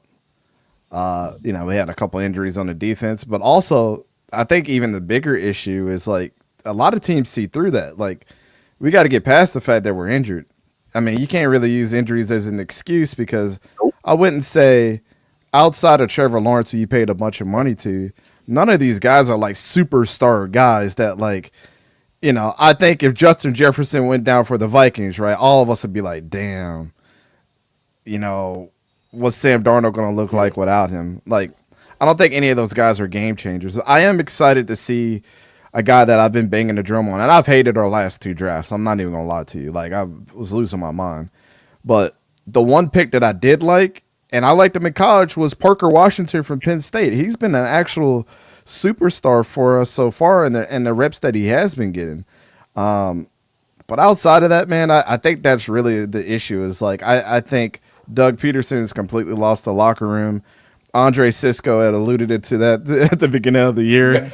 And it's something to be said about, what happens when Doug Peterson, was it his coordinators that were so good and the talent around him and the Eagles and why he won a Super Bowl? And is he just really that mid of a coach, And I think, you can't have a 9-8 season and an 8-9 season, and then come in. And when I had my record predictions, I said I'd be surprised if we won more than 6 games. And we're looking like we're going to hit below that. And people are like, how do you just predict that this team is going to be better and Trevor Lawrence got paid? Well, first of all, a lot of people want to say that. People want to say Trevor Lawrence handcuffed our team, but I really think the Jaguars handcuffed our team. Just like Kirk Cousins with the Vikings. They decided to accept that contract. It's not the Jaguar. It's not a Trevor Lawrence problem. And I'm not the biggest fan of Trevor Lawrence. Y'all know that as a player. I hated the fact that what happened to him yesterday is what happened, right? Like, but Football. Do I think Azeez Al-Shaair is a dirty player? I absolutely don't think that either. It was a bang move. Just like the Clemson or the Kansas Colorado thing with Shedeur Sanders. Like, I think it was just a bang play. It's football. What it is. It's football, man. I've seen worse happen. Let's just put it like that. I mean, oh my God. Yeah, so, go ahead, Danté. But I think, the Jaguars are handcuffing themselves from their future. Now you're going to have to not only and Trevor Lawrence's contract wasn't, and I'm not a big contract guy. Like, it is what it is. Like, the money is whatever the money is. But like, yeah, exactly. But some people take team-friendly deals like Jalen Hurts And some people sign deals that don't really help your team out, like Trevor Lawrence.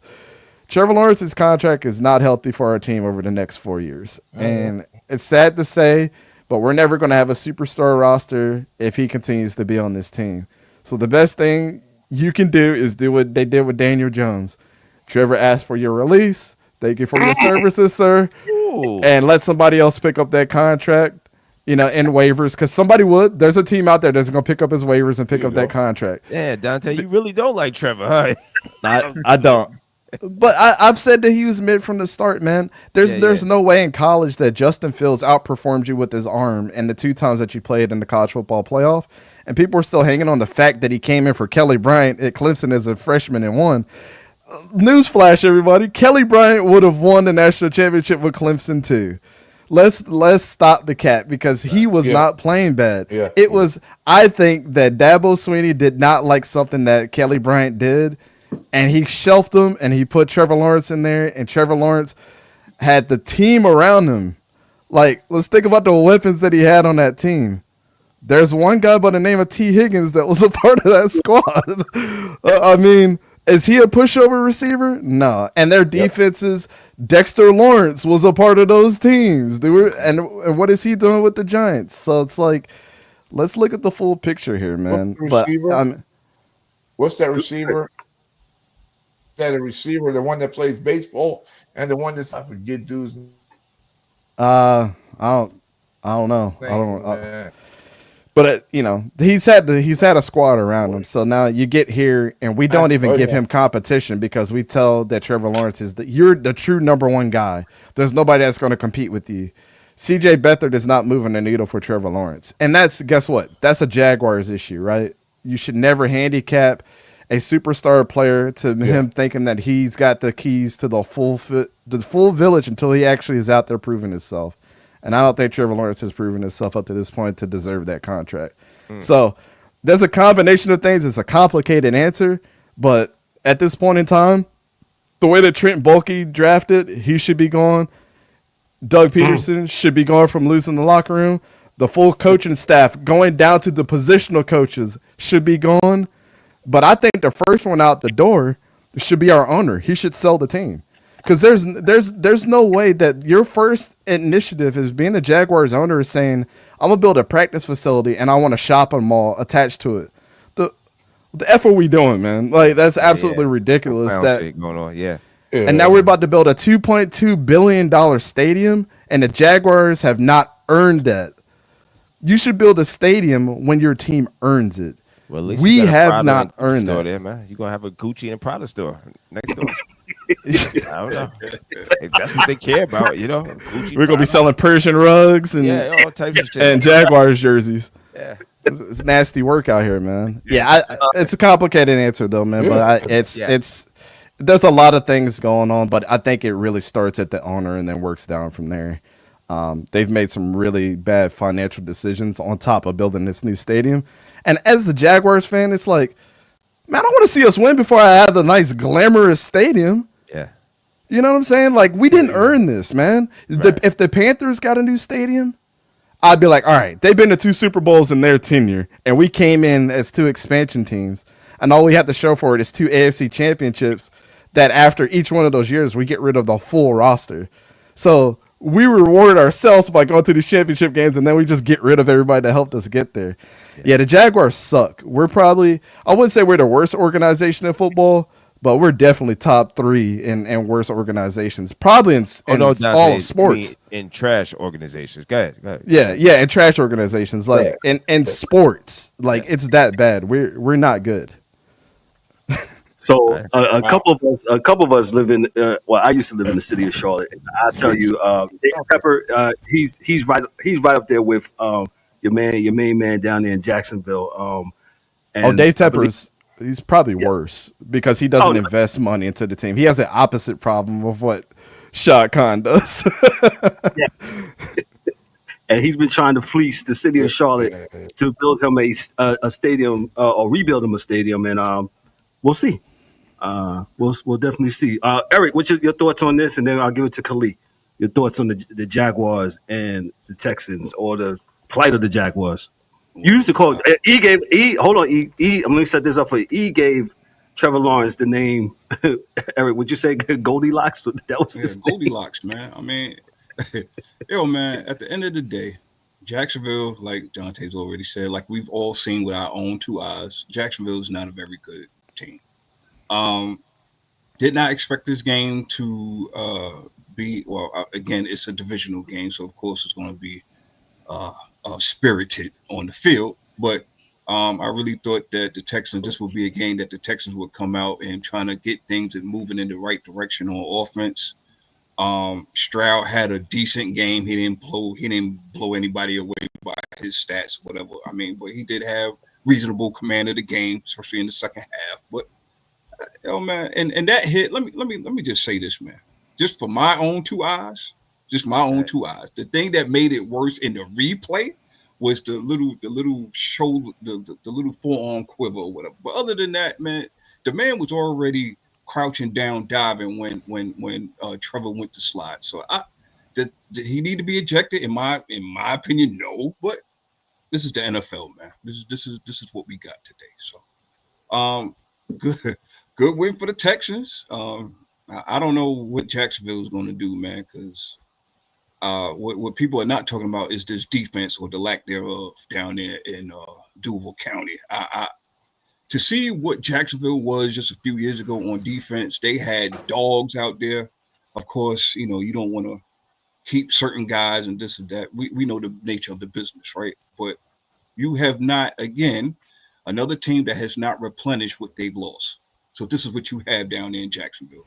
And with Goldilocks commanding the money that he will be commanding over the next foreseeable future, I don't see how they're going to get it right unless, like Danté said, they have a whole fire sale and get rid of everybody and start from scratch.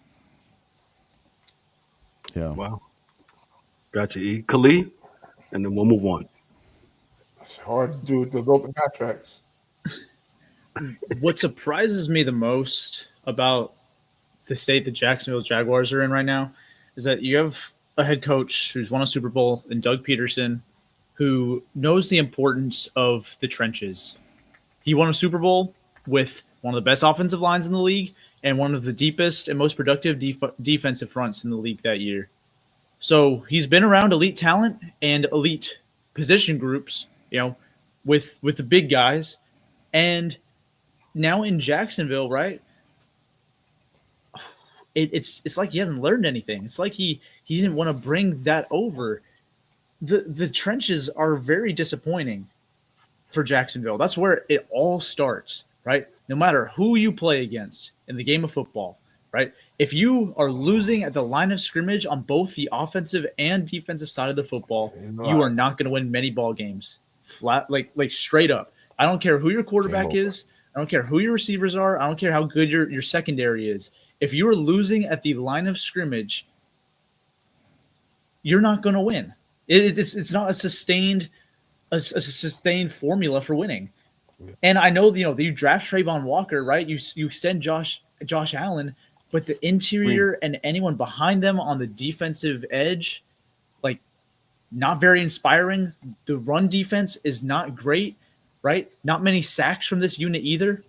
On the offensive line, right? You rely on bringing guys in through free agency, right? You have Brandon Sheriff, you have Mitch Morse, right? But even then, they're not doing a great job at setting up the running game, right? No matter who it is, whether it's Etienne or Tank Bigsby, who's been kind of a revelation a bit, right? He's kind of surprised and almost surpassed Etienne for being the lead back in Jacksonville, but neither of them are super efficient. And then you look at Trevor Lawrence. He hasn't been playing great either. So all of the problems together are made worse with the lack of top level offensive line and defensive line play, right? Because there's not much talent on the defense, maybe outside the linebackers. I really like those guys, right?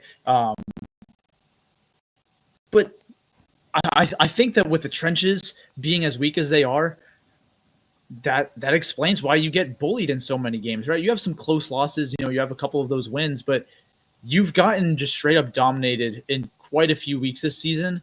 And for Jacksonville, Doug Peterson, I mean, he's showing some of the same signs that he showed in Philadelphia near the end of his time, not running the football enough.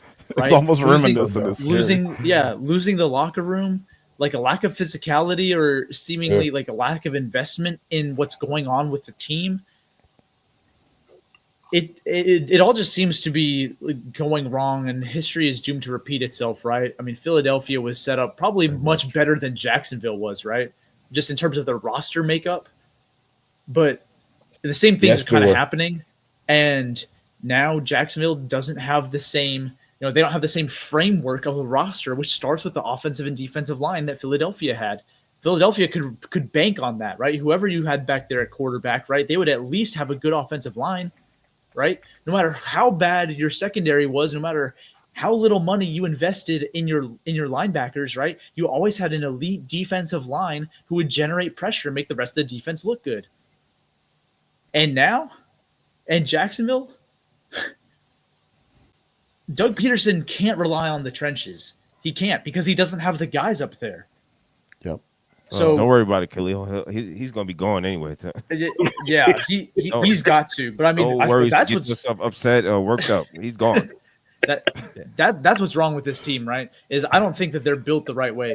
You can keep on drafting, wide receivers trying to help set up Trevor Lawrence, but when you don't have the keys to actually win games and help Trevor Lawrence, stay on his feet and whatnot, you're not going to win games no matter how many wide receivers you have. You can draft, wide receivers with every single draft pick next year, and you're not going to be any better, right? Like, yep. you got to start investing in the offensive and defensive lines more, and go for more Trayvon Walkers, right? Maybe not the exact player, but you need more guys off the edge. You need more pass rushers. You need more guys to protect the quarterback. Because without them, not going to work. That's the Giants. Mm-hmm. Nope. You're not going to get me upset tonight. Nope. I'm good. You wearing the hat, bro. I'm just saying. Yo, listen, the Giants are doing what they're supposed to do. Keep losing. Shout out to Saquon Barkley. Another great game, good game yesterday, man. So, as a Giant fan, I'm not mad. We're doing what we're supposed to do. Keep losing and set the people free. Let me move on to the next game. I'll start off with DA. DA, your thoughts? The Steelers and the Bengals.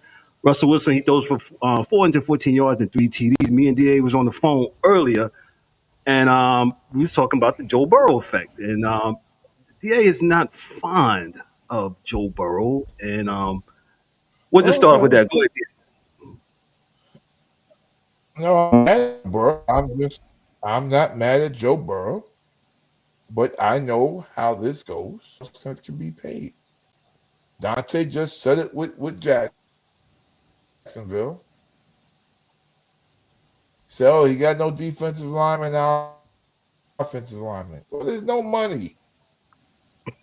There is no money. That's why quarterbacks need to have their own salary cap.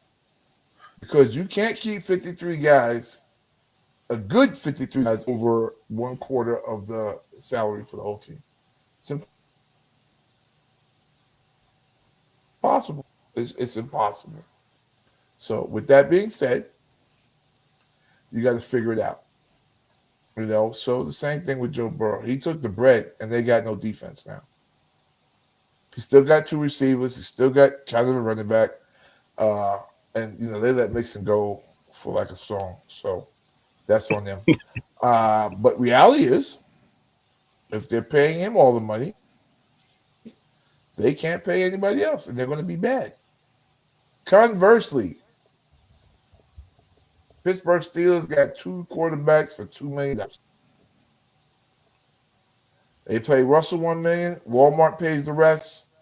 And Justin Field is working for Newport's and soda. So, and he seems to be happy. It's they can pay everybody. Every free agent they can pay. It's all good. It's simple. Russell did this with the Seahawks. When he got his paper, what happened? Legion of Boom was Legion of Gone. So this, but it was just him. Him and what's 84's name? Pickett, The wide receiver. Pickens, And George. Lockett. It was just those three. Yeah, Lockett. No, on you talking DK about Metcalf. still there. DK Metcalf. Oh, you DK talking about Metcalf. Seattle. The fast. That's all he had. He won games. He won games. So you can't get mad at Russell. But he was going to take his money. Like Danté said, you can't be mad. You take the money, right? It's not your job to make sure that your front office is soluble, right? It's their job to make sure that they're. I think his contract is going to hurt his team from winning.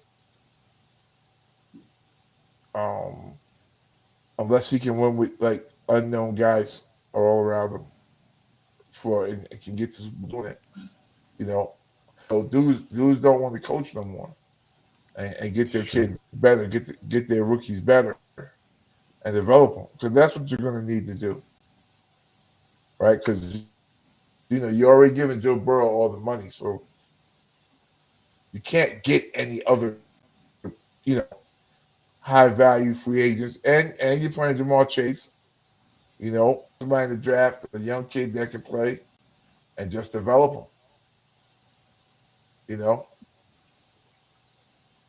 Gotcha. Let me. They're go going ahead. to need to go to Notre Dame and everywhere else to go get linemen quickly. So I said they're going to need to go to Notre Dame and these schools to get some linemen like immediately. Alabama, Georgia, nothing else. All 7 rounds, get offensive linemen. Gotcha. Let me swing it around to Danté. All 7 rounds. 6 rounds. Danté, your thoughts on the Steelers and the Cincinnati Bengals, man. First of all, because our Steeler guy, he's not on tonight. What was your thoughts? I'm trying to remember. What was your thoughts about the Steelers early? I think some of the moves that the Coach Tomlin has made have been pretty good. Like DA alluded to earlier, they're paying the quarterbacks only a couple $1 million, and they got some things going on. What's your thoughts on the Steelers and the Bengals? Swing it to Khalid. Yeah, I mean, we watch the Steelers a lot here because my wife's a Steelers fan naturally. So, I like the moves that they made. I mean, Tomlin, again, having a 500 season, having one of the best seasons that he's ever had so far, like really and truly, not only statistically, but what he's been doing so far with all the controversy on the team, right? Having 2 different quarterbacks. Cordero Patterson you bring in to play running back for you in that other 2-headed monster, trying to control George Pickens and his emotions. Right. You pick up Van Jefferson. Calvin Austin is transitioning over to be a legit receiver from a returner now. And then having all those weapons on defense, Patrick Queen's first year, and then you go and pick up Peyton Wilson in the draft, and I don't know if y'all watched the game, fully the other day, but like Cameron Hayward that game, he looked like an all-pro again. I don't know what time machine he jumped in, but he was literally the X factor in that game. I know TJ Watt gets a lot of love, but he had a couple big plays and a batted ball, and I was like, man, he's a defensive lineman. This ain't no edge rusher outside linebacker, and he's making these type plays. So as long as they could get Joey Porter in check, man, he had 3 or 4 flags. Same stuff he did at Penn State, a little bit too handsy. And I think that he thinks he's better than a lot of receivers. And then when he gets pushed up against the wall against Jamar Chase and the rest of these guys, what is the natural instinct to do? Well, you ain't gonna beat me on the route. I'm gonna just grab you. So, even Deion Sanders said that I'd rather you throw the flag than them to score a touchdown. So, I mean, I get that mentality totally, but you got to bring it back down to earth. But with the whole quarterback thing, man, I mean, I didn't think Russ was washed up last year. I don't know what people were watching. I don't know what people thought about Justin Fields dealing with the most terrible situation, and Caleb Williams is dealing with the same thing. I think the Bears would have been in the same situation regardless, and you drafted his clone to come out there and the Bears and try to do what he's doing. But to be honest, if Russ goes down, Justin Fields wasn't losing them games. No. It was the opposite problem. Remember, he was leading in rushing touchdowns. He was leading in rushing touchdowns on the team. I think he was the only one to have a rushing touchdown for the first 4 weeks of the season before Najee and the rest of them. In rushing touchdowns. Oh, he still does? He My still goodness. So it's just a different dynamic, and you kind of see them playing around with that too, right? But I think right now it's a beautiful problem to have for Coach Tomlin, because it's almost like you're coaching a college team. Like, dang, if Russ plays bad, I can just put in Justin Fields, and I know we're not going to be worse. So it's a great problem to have, being at 9-3, and you're controlling your destiny. Aren't they number one in the NFC North right now? They should be. Yes. And I mean, think about the division that they're in, man. Like, the Browns right now are not bad with Jameis Winston. I mean, he's playing his ass off right now. The Bengals and Jamar Chase and the rest of them, they have the worst luck, man. They really do. I mean, what else do they have to do? They just go against teams every week that just play a little bit better than them.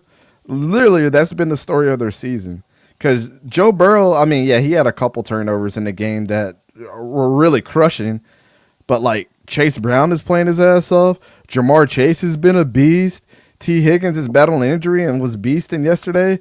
Andre Yoshivas, the pretty boy's out there making tough catches and getting clamped on, and he still comes out making first downs. And their defense has been, fairly decent this year. So, I mean, really and truly, their story still comes to that offensive line. I don't know what they have to do. But if this is not a focus this year for them to get them a better offensive line, it's absolutely ridiculous. I mean, because that's really what it is. Joe's having to do way too much back there, and instead of just having to play quarterback. So, I mean, kudos to the Steelers, because we thought that they were going to be pretty bad because of all the transition that they were going under. Not necessarily that they were a bad team overall, and I think a lot of Steelers fans hated us for saying that, but like, it's a lot. Yeah, because they did hate you, and I wish that he was on here, Dan, because the last time you guys were here, you said the same thing about that. But as you said, there's a lot of Steelers fans couldn't stand you because you said that. But go ahead. I'm sorry. I stole your little thunder. Go ahead. No. But I mean, it's a great point to bring up, because like, if you understand it in a vacuum just like that, like, is Mike Tomlin going to add on to his legacy that I can bring a bunch of misfit children in and make them mesh to my system and not have that be an excuse? Or are we just going to take a less, maybe a 500 season or less for the first time in his career, and everybody be like, well, there's a bunch of new guys on the team and having a double quarterback system and all this. So I don't think it would have been a bad thing. He would have, of course, gotten an excuse, but I think all of Pittsburgh would be burning down right now. Right. But that just shows you that when everybody last year and the year before were talking about Mike Tomlin should be fired. Yep, remember that, right? He steps up to the plate once again and shows you, I'm still one of them dudes, man. And you got to, everything goes through Pittsburgh still, even the Ravens. And they can't go through Pittsburgh this year because they're figuring out their own problems right now. So, yeah, the Steelers have been probably the most surprising team this year, to be honest. And they've taken the opposite approach of everybody else. Is like, you guys got to get with the program. I told you when I was down there at the practice, man, he literally had them lined up doing one-on-one drills like we did back in high school. And Calvin Austin was eating the rookies up. And he was telling Calvin to line back up against guys like Peyton Wilson. Run it again until we get this right. I'm like, am I watching a high school practice? Like, pros practice like this too? But the fundamentals are the fundamentals. And building your rapport with your teammates and making them better is why they're winning games right now. I doubt any other team in the league is practicing like them, and it shows, man, because those dudes love each other. And if you don't think when Justin Fields steps back in there, he's playing with his hero, man. Like, Russell Wilson was his favorite quarterback. Imagine having to play with your idol.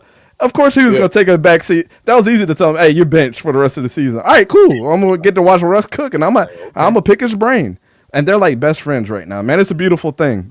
It's really them, the Ravens, and the Rams, and there was another team I was going to mention. These are the most well-run organizations in the NFL, bar none. They're always at the top, and they don't make excuses for themselves, and they always change in and out of guys, and they seem to always have success.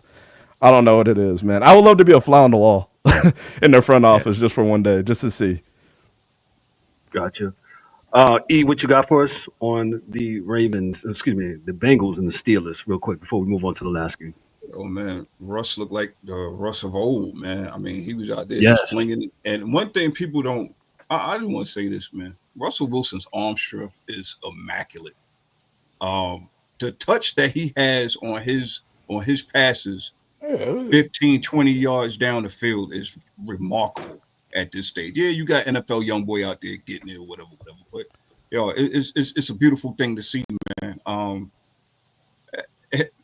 I don't know what to say about Cincinnati, man. I guess Danté said it all, but that defense is too many times. They kind of remind me of Miami a little bit. You know, they should be better than what they are, but when it comes to these games, you really see when they, depending on who they match up with, you really see what their defense is capable of, and that's not much at all. So, and the joke, I want to say this about the whole quarterback thing, right? I think at the end of the day, it still comes down to the organization and how it goes from top to bottom. Because yes, your quarterback may be getting $35 to $45 million a year, right? Okay, granted, you still got 52 other guys to pay. That is where coaching and developing and drafting comes in. Those are all still staples of these organizations, or lack thereof. Why is it that, yes, we all know that the Zebras is helping Kansas City in some of these games, but why is it that Kansas City is not having this problem? Hey, E, can I stop you right there and make one point just to add on to that real quick? Mm-hmm. Tom Brady got a lot of shit for how he was, but does everybody know who is the highest paid group on that team year in and year out? Matt Light and the offensive linemen were the highest paid players on that team. Wow. Yeah.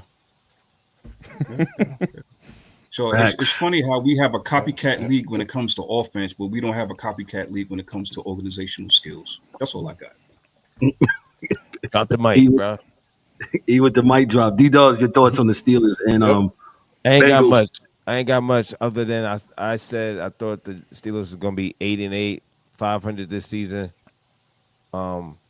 They surpassed that. They're looking good. They in control of that division, 9-3 so far. Got what, 5 more games? What we got, about 5 games? Slated 7-5, yeah, about 4 or 5 games, depending on your buy. Yes. Yeah. So I think Steelers are strong, man. They're strong and they keeping their foot on the pedal. To mention what's his name? Justin Fields. He came in to ice the game yesterday. He came in and he came and slid and ran. I think they ran the clock down after that play. He just seemed so like joyful. Like, he got in the game just to do that. That's all he did. And the team looks much better. It looks like they all playing for one another. I didn't realize that until when Danté just said about Fields being Wilson being Fields' idol, or sort of Steelers are playing good. Steelers are playing good, and Russell Wilson, like he said, man. I mean, I didn't even realize 414 yards, man. Hey, not a bad outing. Not a bad outing, and not to when he was with what's my man in Denver. Everybody was saying how and he had up until that point, he was playing okay. Shit show in Denver, man. Yeah, so hey, I love it, man. That's what I love, when people go out and prove other people wrong. He can still play this game and he can play at a high level. So, what you say about the Bengals, I don't know what to say about them, man. This team, Joe Burrow got the bag, and them dudes are still walking across from their facility across the street to go practice. Trash. What are we doing? Hey, there you go, Danté. I ain't got nothing else to say about this team, man. There you go. There you go. They take motorized scooters over there across the street. The fuck? Trash organization. They're treating them like a high school team. We used to do that walking from the school building to the field. To the field house. Yes, correct. Man, Yo, no lie. Real quick, I seen the team. I was working a basketball game, and I'm not gonna name the team, but I seen a team, and they came up in vans. Man, I'm like, wait a minute. It was like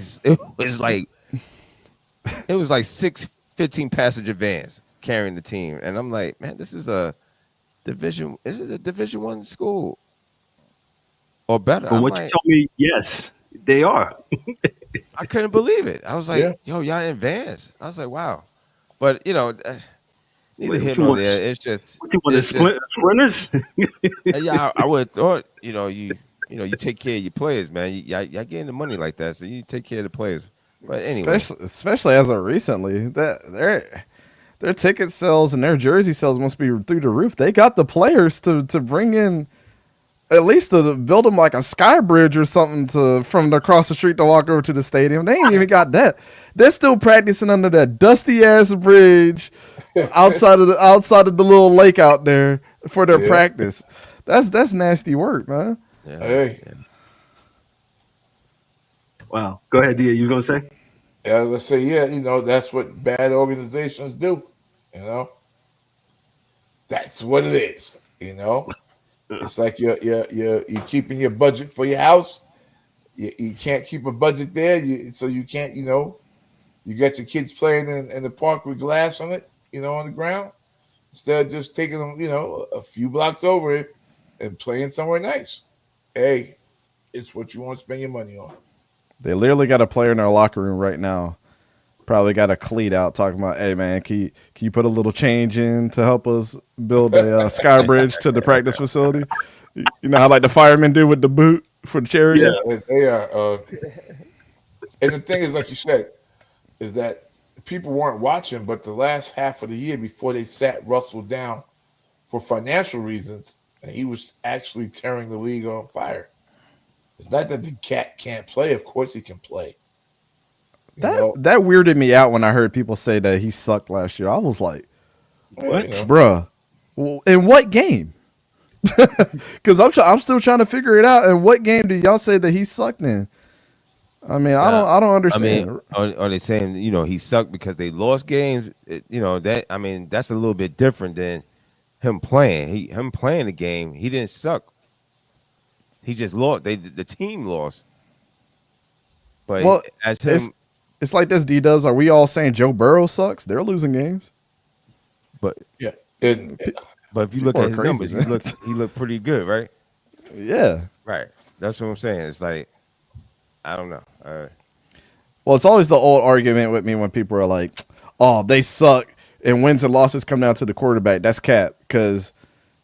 If I'm throwing for 4,500 yards and 40 touchdowns a year and my team still loses, I did my part as a player. Like literally, that chess piece should be put on the side and said, "Okay, little buddy, you did everything you could. Let's look at all the other 10 players on this offense and try to see who was a deficient one here." Right, because I can't look at that and say that about Joe Burrow when he's first in yards, first in TDs, third in QBR. Yep. You know what I'm saying? I don't know. Yeah, it's something else going on, man. But yeah, right. quarterbacks always get it the worst, man. Yeah, that's crazy. Go ahead, Kevin. I'm sorry. No, you guys are good. We're gonna just talk about and thanks for all those that's been hanging out with us, man. This has been real fun. It's always a great pleasure when we hook up with ECG, man. Thank you, man. The last game, I'm gonna give this to Khalid, man. His Eagles went down 99 miles down to Baltimore and beat down the Ravens 24-19. Jalen Hurts was 11 for 19 for 118 yards, 1 TD. Barkley, a shout out to Saquon Barkley, 23 attempts and 107 rushing yards. Your thoughts, Khalid, on the Eagles? Your Eagles taking care of the Ravens. Yeah, this is a game where Saquon Barkley was in the spotlight, but I really want to focus on the offensive line, man. That's my favorite part about this Eagles team is the way that the offensive line sets up whoever is in the backfield to succeed, right? Miles Sanders was doing great things in Philadelphia. Not like, maybe not top of the league great, but he was a very good back, and he earned himself a contract with the Carolina Panthers. And what has he done since he got there, right? Nothing. It's not an indictment on him necessarily, but he doesn't have an offensive line that's setting him up for success. DeAndre Swift, right? Career year for Philadelphia last year. Saquon Barkley, incredible talent, right? And now he's playing behind this offensive line. He is reaching another level, right, of production. And you're really seeing even more of that talent, that raw talent show. This Baltimore defense was one of the best against the run going into this week. And Barkley had a heyday, right? Over 100 yards and a touchdown on 23 carries, right? So nearly averaging 5 yards a carry. It was just a great game from him, right? Yeah. Very, on defense, a sound game. They gave Lamar Jackson a lot of trouble, whether it was, from the pass rush or just making sure that he didn't hurt them too much with his legs. This Philadelphia defense, it's legit. It's one of the top units in the league coming out of the bye week. They've been fantastic lately, but I can't help but wonder, right? The Baltimore Ravens only lost by 5 points. Kicker Justin Tucker Say it again. was 2 for 4. He missed 2 field goals. That's 6 points left out there that that the Ravens weren't able to collect. Obviously, right? Just do the math, and you're looking at a 25-24 win for the Baltimore Ravens if he hits both of those field goals, right?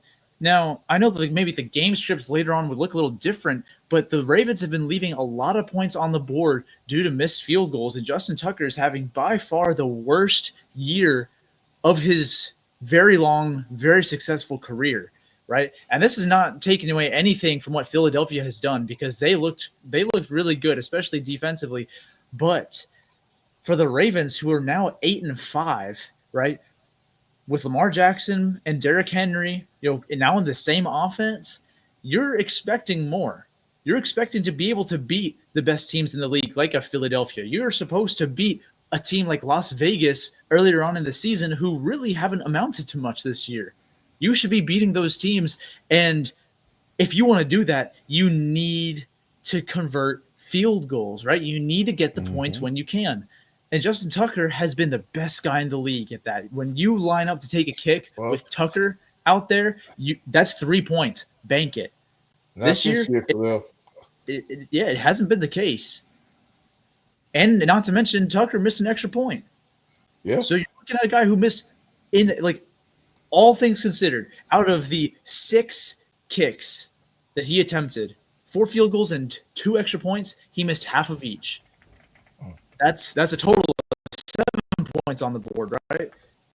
And I don't want to take away from what Philadelphia did, because it was great. But Baltimore, you have got to be thinking that you're better than what your record says you are, right? You need to get those points. Yeah. And if you could just fix that, man, Baltimore's going to win a lot of games. They've been winning. They're again 8-5. That's not bad, but you're going to win even more, right, when you're actually converting those field goals. So we just saw 2 of the league's best, quite frankly, square off in Baltimore. And at least I was impressed by both teams. I was not disappointed by the quality of play.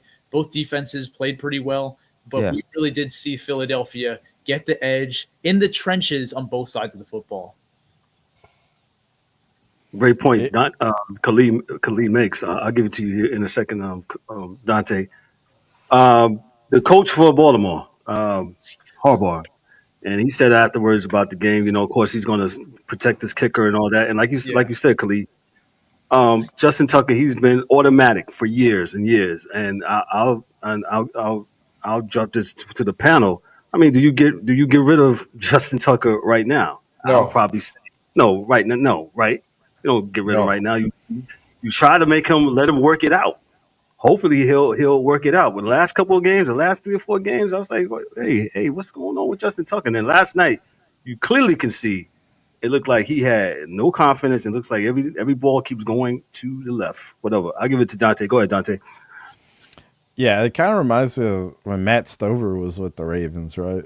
And how, he was diminishing at the later part of his career too. It wasn't as hard as this. Like, he didn't have a fall off like Justin Tucker had, but yes, you could tell before he got signed to the Indianapolis Colts that it was time for him to find a new home. For thank you for your services, sir, but it's time for you to go.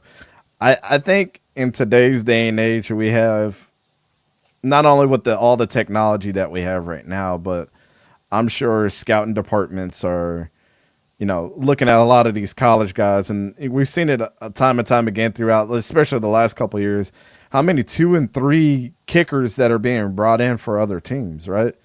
Why don't, the UFL, Jake Bates was awesome for the Detroit Panthers, and now the Lions have him, and he just missed his first field goal last week since he's been in the league. Like, he's been the best kicker by far this year, not only coming from the UFL where he didn't miss to now. So there are kickers out there, and he was bagging groceries literally before he got signed to the Panthers. So, that's a beautiful story. This would be the, more of a perfect time than ever to go out there and start scouting you another kicker, and at least make Justin Tucker feel a little bit of pressure from within finally now at his old age. Yeah, I think they need to find another one. I agree with you, Danté. Yeah, I think it's time to just bring some competition on and let him pass the torch, or let him find another team. I mean, I kind of disagree with you guys there. I think it's time for him to go, because with all the talent that you have there, you can't have games come down to your kicker leaving points up on the board at this point in time with how talented your team is. So hold on, Danté. Not only leaving points on the board. I mean, he was 2 for 4, and 1 or 2 extra points. That's 7 points. So that's 14 points all total. Mm-hmm. You add this. The Ravens should have won this game last night. Just based off of Justin Tucker's leg. Yeah. Mm-hmm. Yeah, it's been bad. And I mean, like, let's think about his counterpart and Chris Boswell. I know we just talked about Pittsburgh.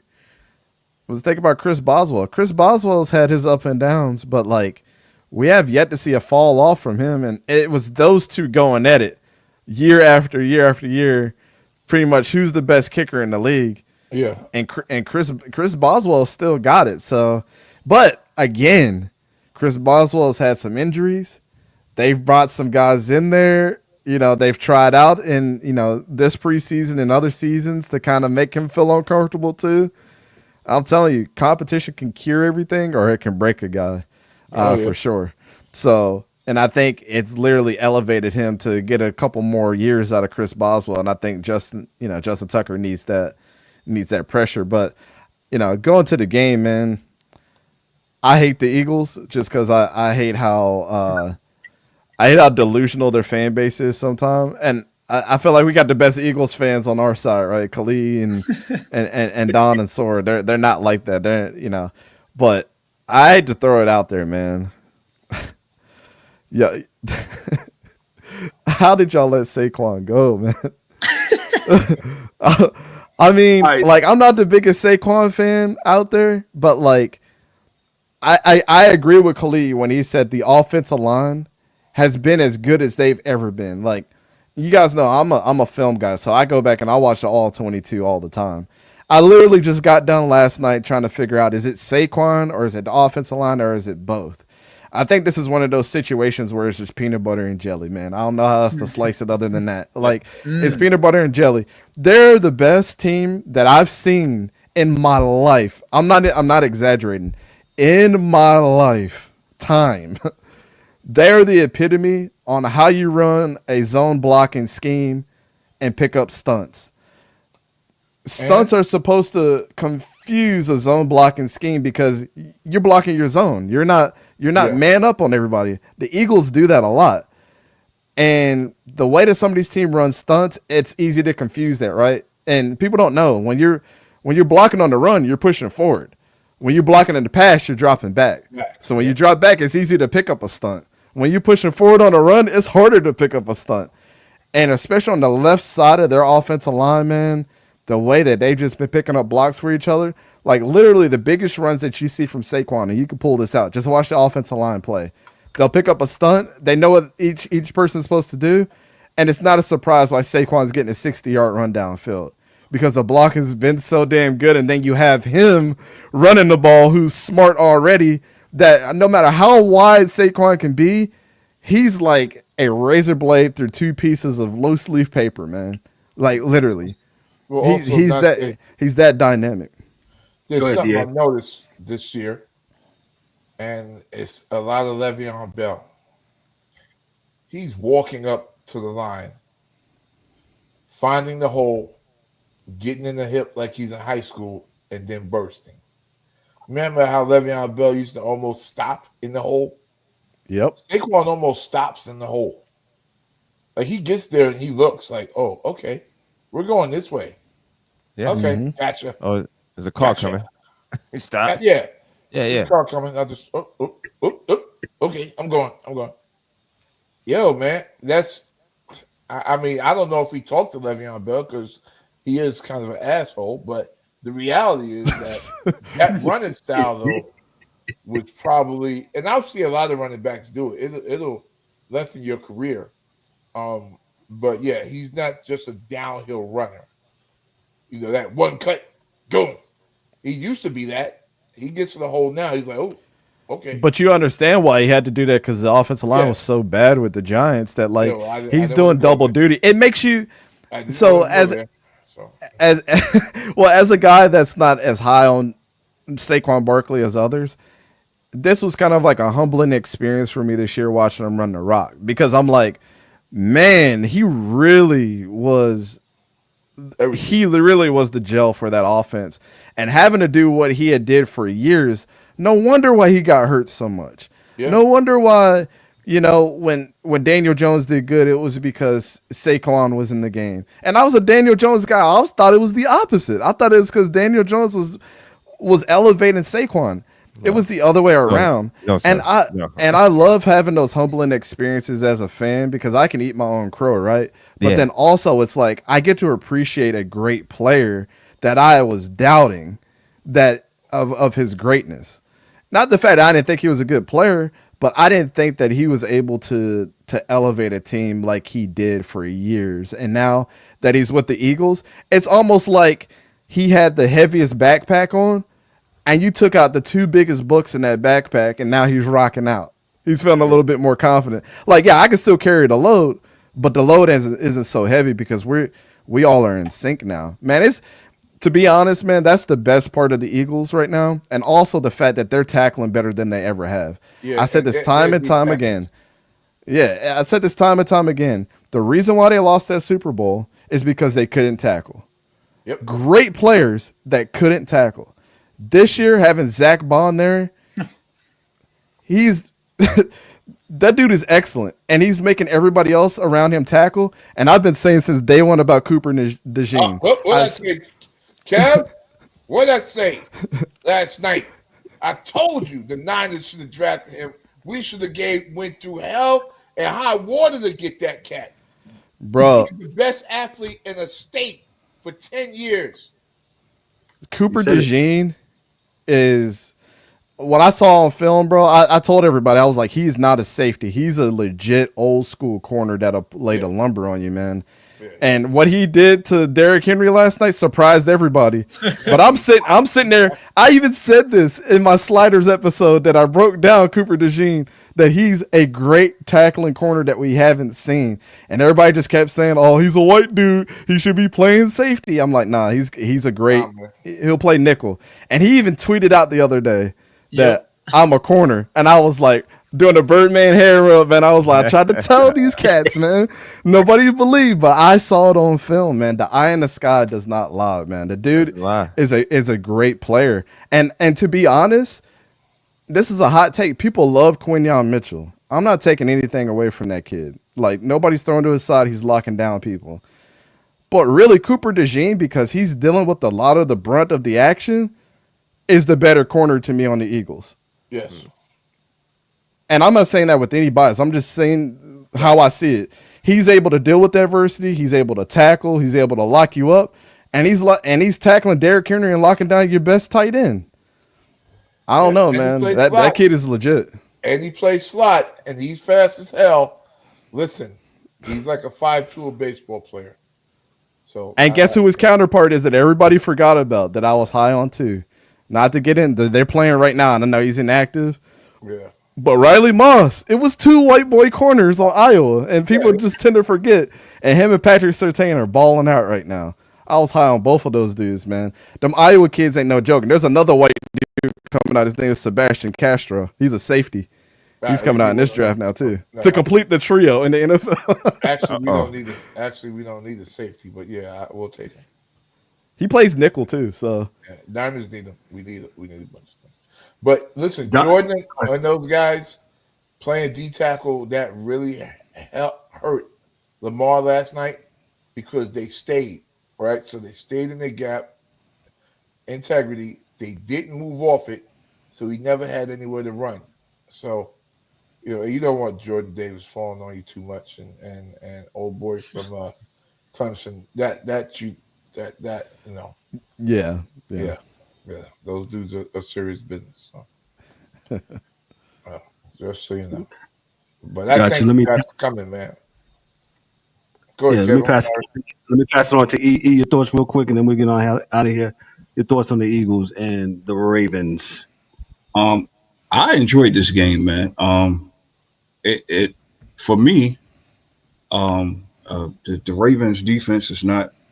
They're good, but they're nowhere as good as they were last year. I think them losing Queen really hurt in that middle of that interior of that defense. But I was really pleased to see that as great as these running backs are, there's been times on both sides of the ball that the defense stopped the other when they needed to. That's just the competitor in me. I like to see stuff like that, man. Just because your name's Saquon Barkley don't mean that you're going to run all over us. Or Derrick Henry, you're going to run all over us. If you know how to tackle, looking at you, NFL, if you know how to tackle and you know how to teach tackling, you wouldn't have some of the games that you have during on Sundays. But anyway, it was a good game, man. Baltimore is just a weird team to me this year, man. Just some more stuff that they have to fight through this adversity. Whether it be the kicker or play calling is always something that's coming up, man. But I think at the end of the day, they'll be fine once they get into the playoffs, and then then it'll be back to coaching again. But the Eagles are flexing their muscles right now in the NFC. I still got Detroit better than them. Minnesota's slightly behind them, but the Eagles definitely they're starting to be in a class by themselves, along with Detroit, of course. But when you get these guys rolling, man, like all the talent that they have on the defense is starting to slowly come together.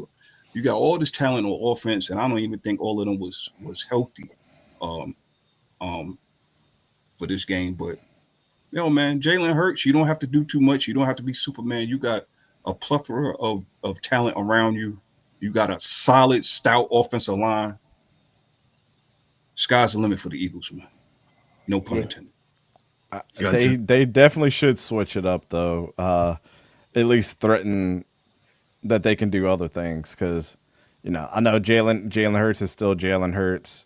I know AJ Brown is still AJ Brown. They've dealt with some injuries with Dallas Goedert and Devonta Smith at this point, but you still have to threaten that you can be a consistent passing game too, because you got we're looking at a team right now in the Broncos they might be the top defense in the league. To be honest, and I would love to see a game between them. I know they're not scheduled to play each other, but that would be a game that would be awesome to kind of see in the Super Bowl. Just the Eagles' offense against the Denver's defense.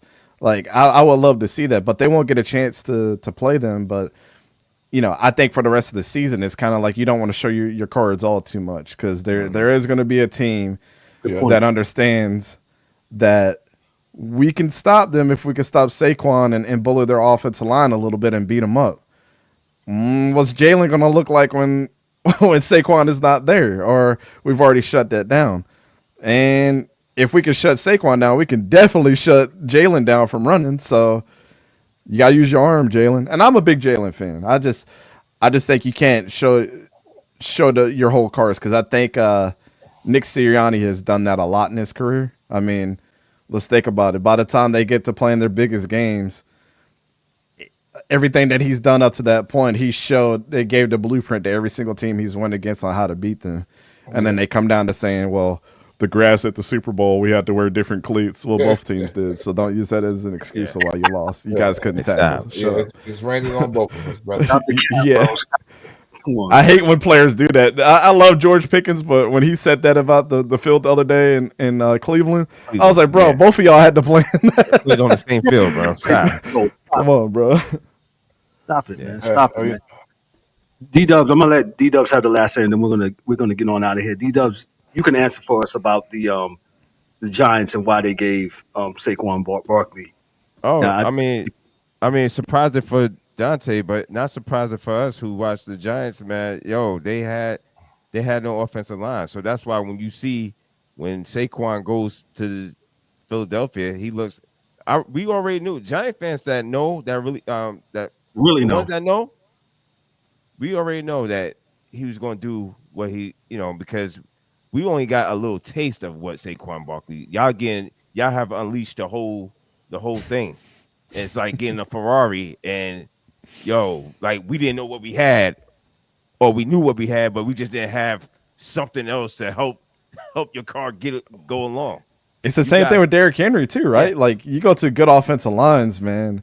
You feel like it's a relief. Absolutely, because you don't have to work so hard, and you see so much, you see so clearly.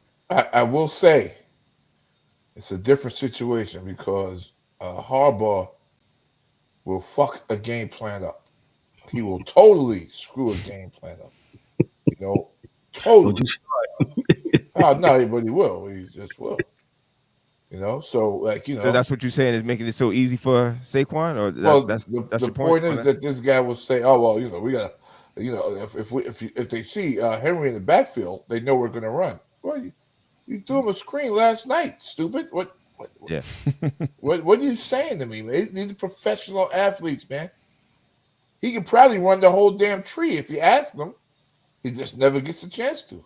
Yeah. So what linebacker is running up the seam with him? None. Just throw the ball. Yeah. Throw the ball. He may be, after my boy Cooper DeJean, one of the best athletes in football. But Harbaugh will without a doubt coach his way out of a win. So he just needs to let Todd Monken do what he does, man. He's done a wonderful job with Lamar Jackson. And that's no slight against Greg Roman, because you saw Greg Roman's doing what he's doing with John Harbaugh right now. Like, I think that was just like, hey, Greg, go coach with my brother. You already know how we roll, but it's totally different. It's totally different. Coaching with the Niners back when Harbaugh was with the Niners. So yep. With Kaepernick and Roman was there then. So I just think Greg didn't want to. He didn't want to conform to the new school way of how to play football with the athletic quarterback. And Todd's did that because he was in college and won national championships with the Bulldogs, having to deal with Stetson Bennett and the boys. So, he knows how to elevate. It's no surprise to me why Lamar won an MVP his first year with Todd Monken. Yeah.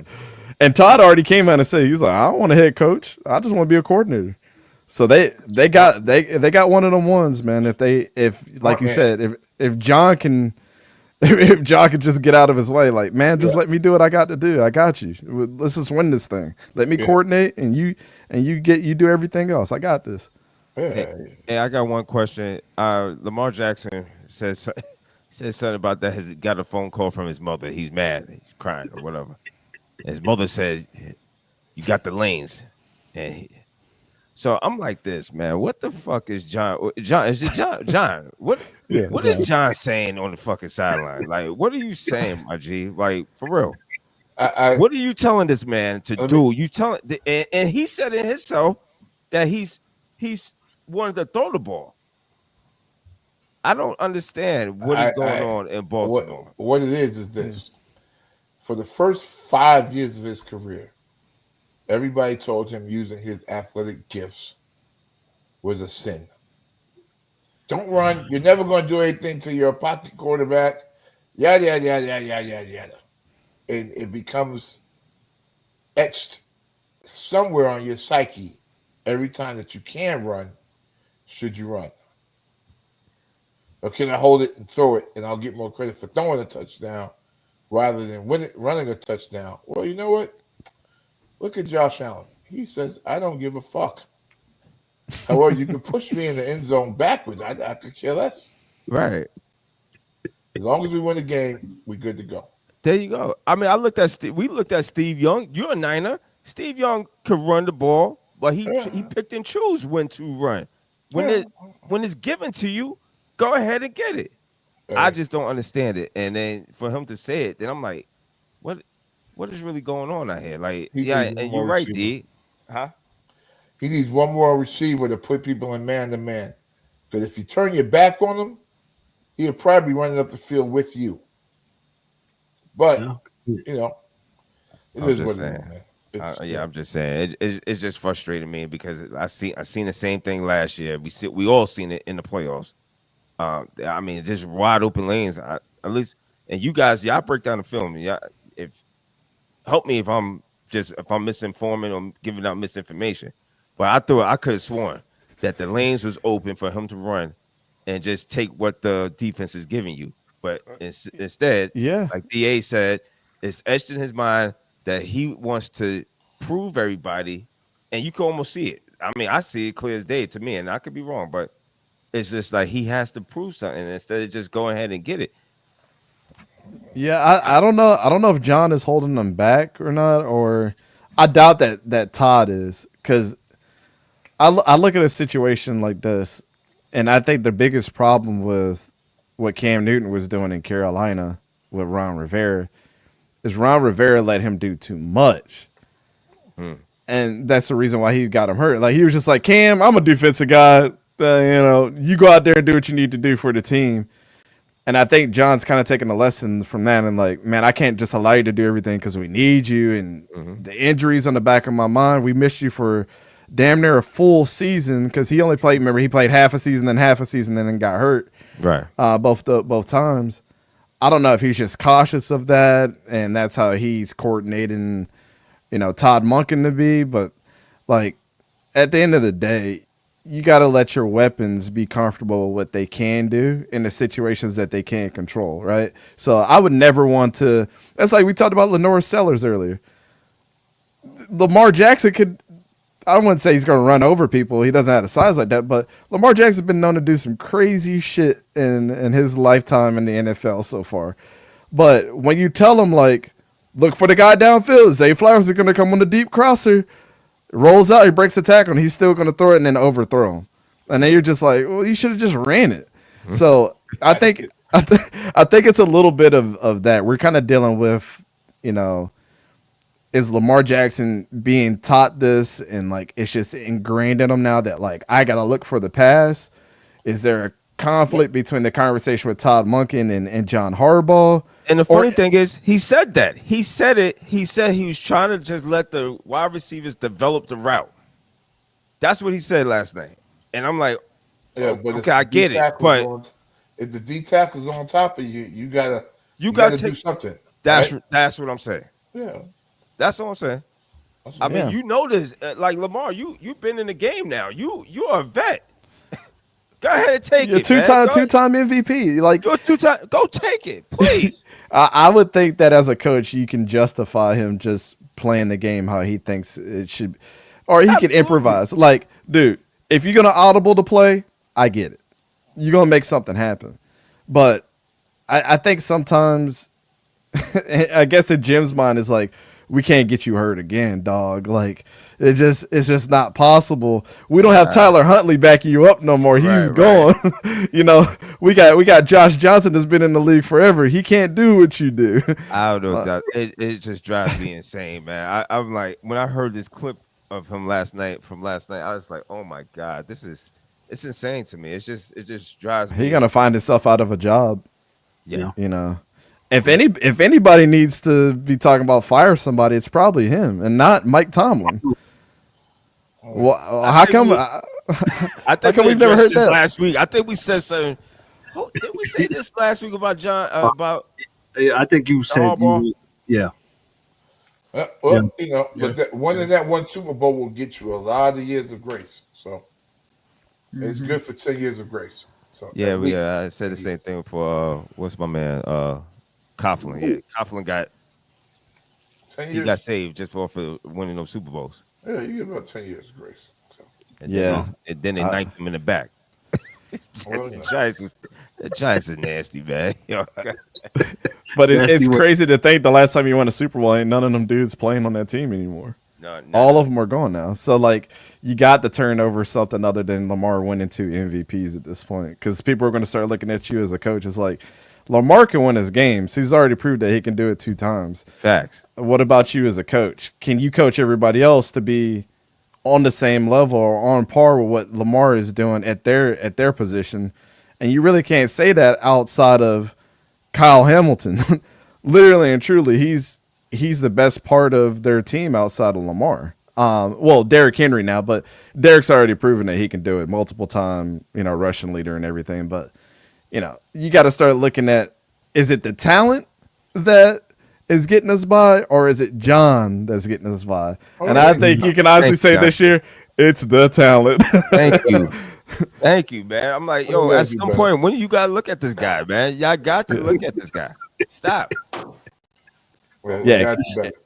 I wonder if you switched Mike Tomlin and John Harbaugh. If Mike was on the Ravens, how many Super Bowls he could have won, and how many could John win with the Steelers? That's an interesting conversation right there. I would wonder what people would think about that. I think Mike would have won several Super Bowls at this point. Mike would have built the defense first. Shoot, even if he put Lamar there 5 years ago with them. He would have built that defense up.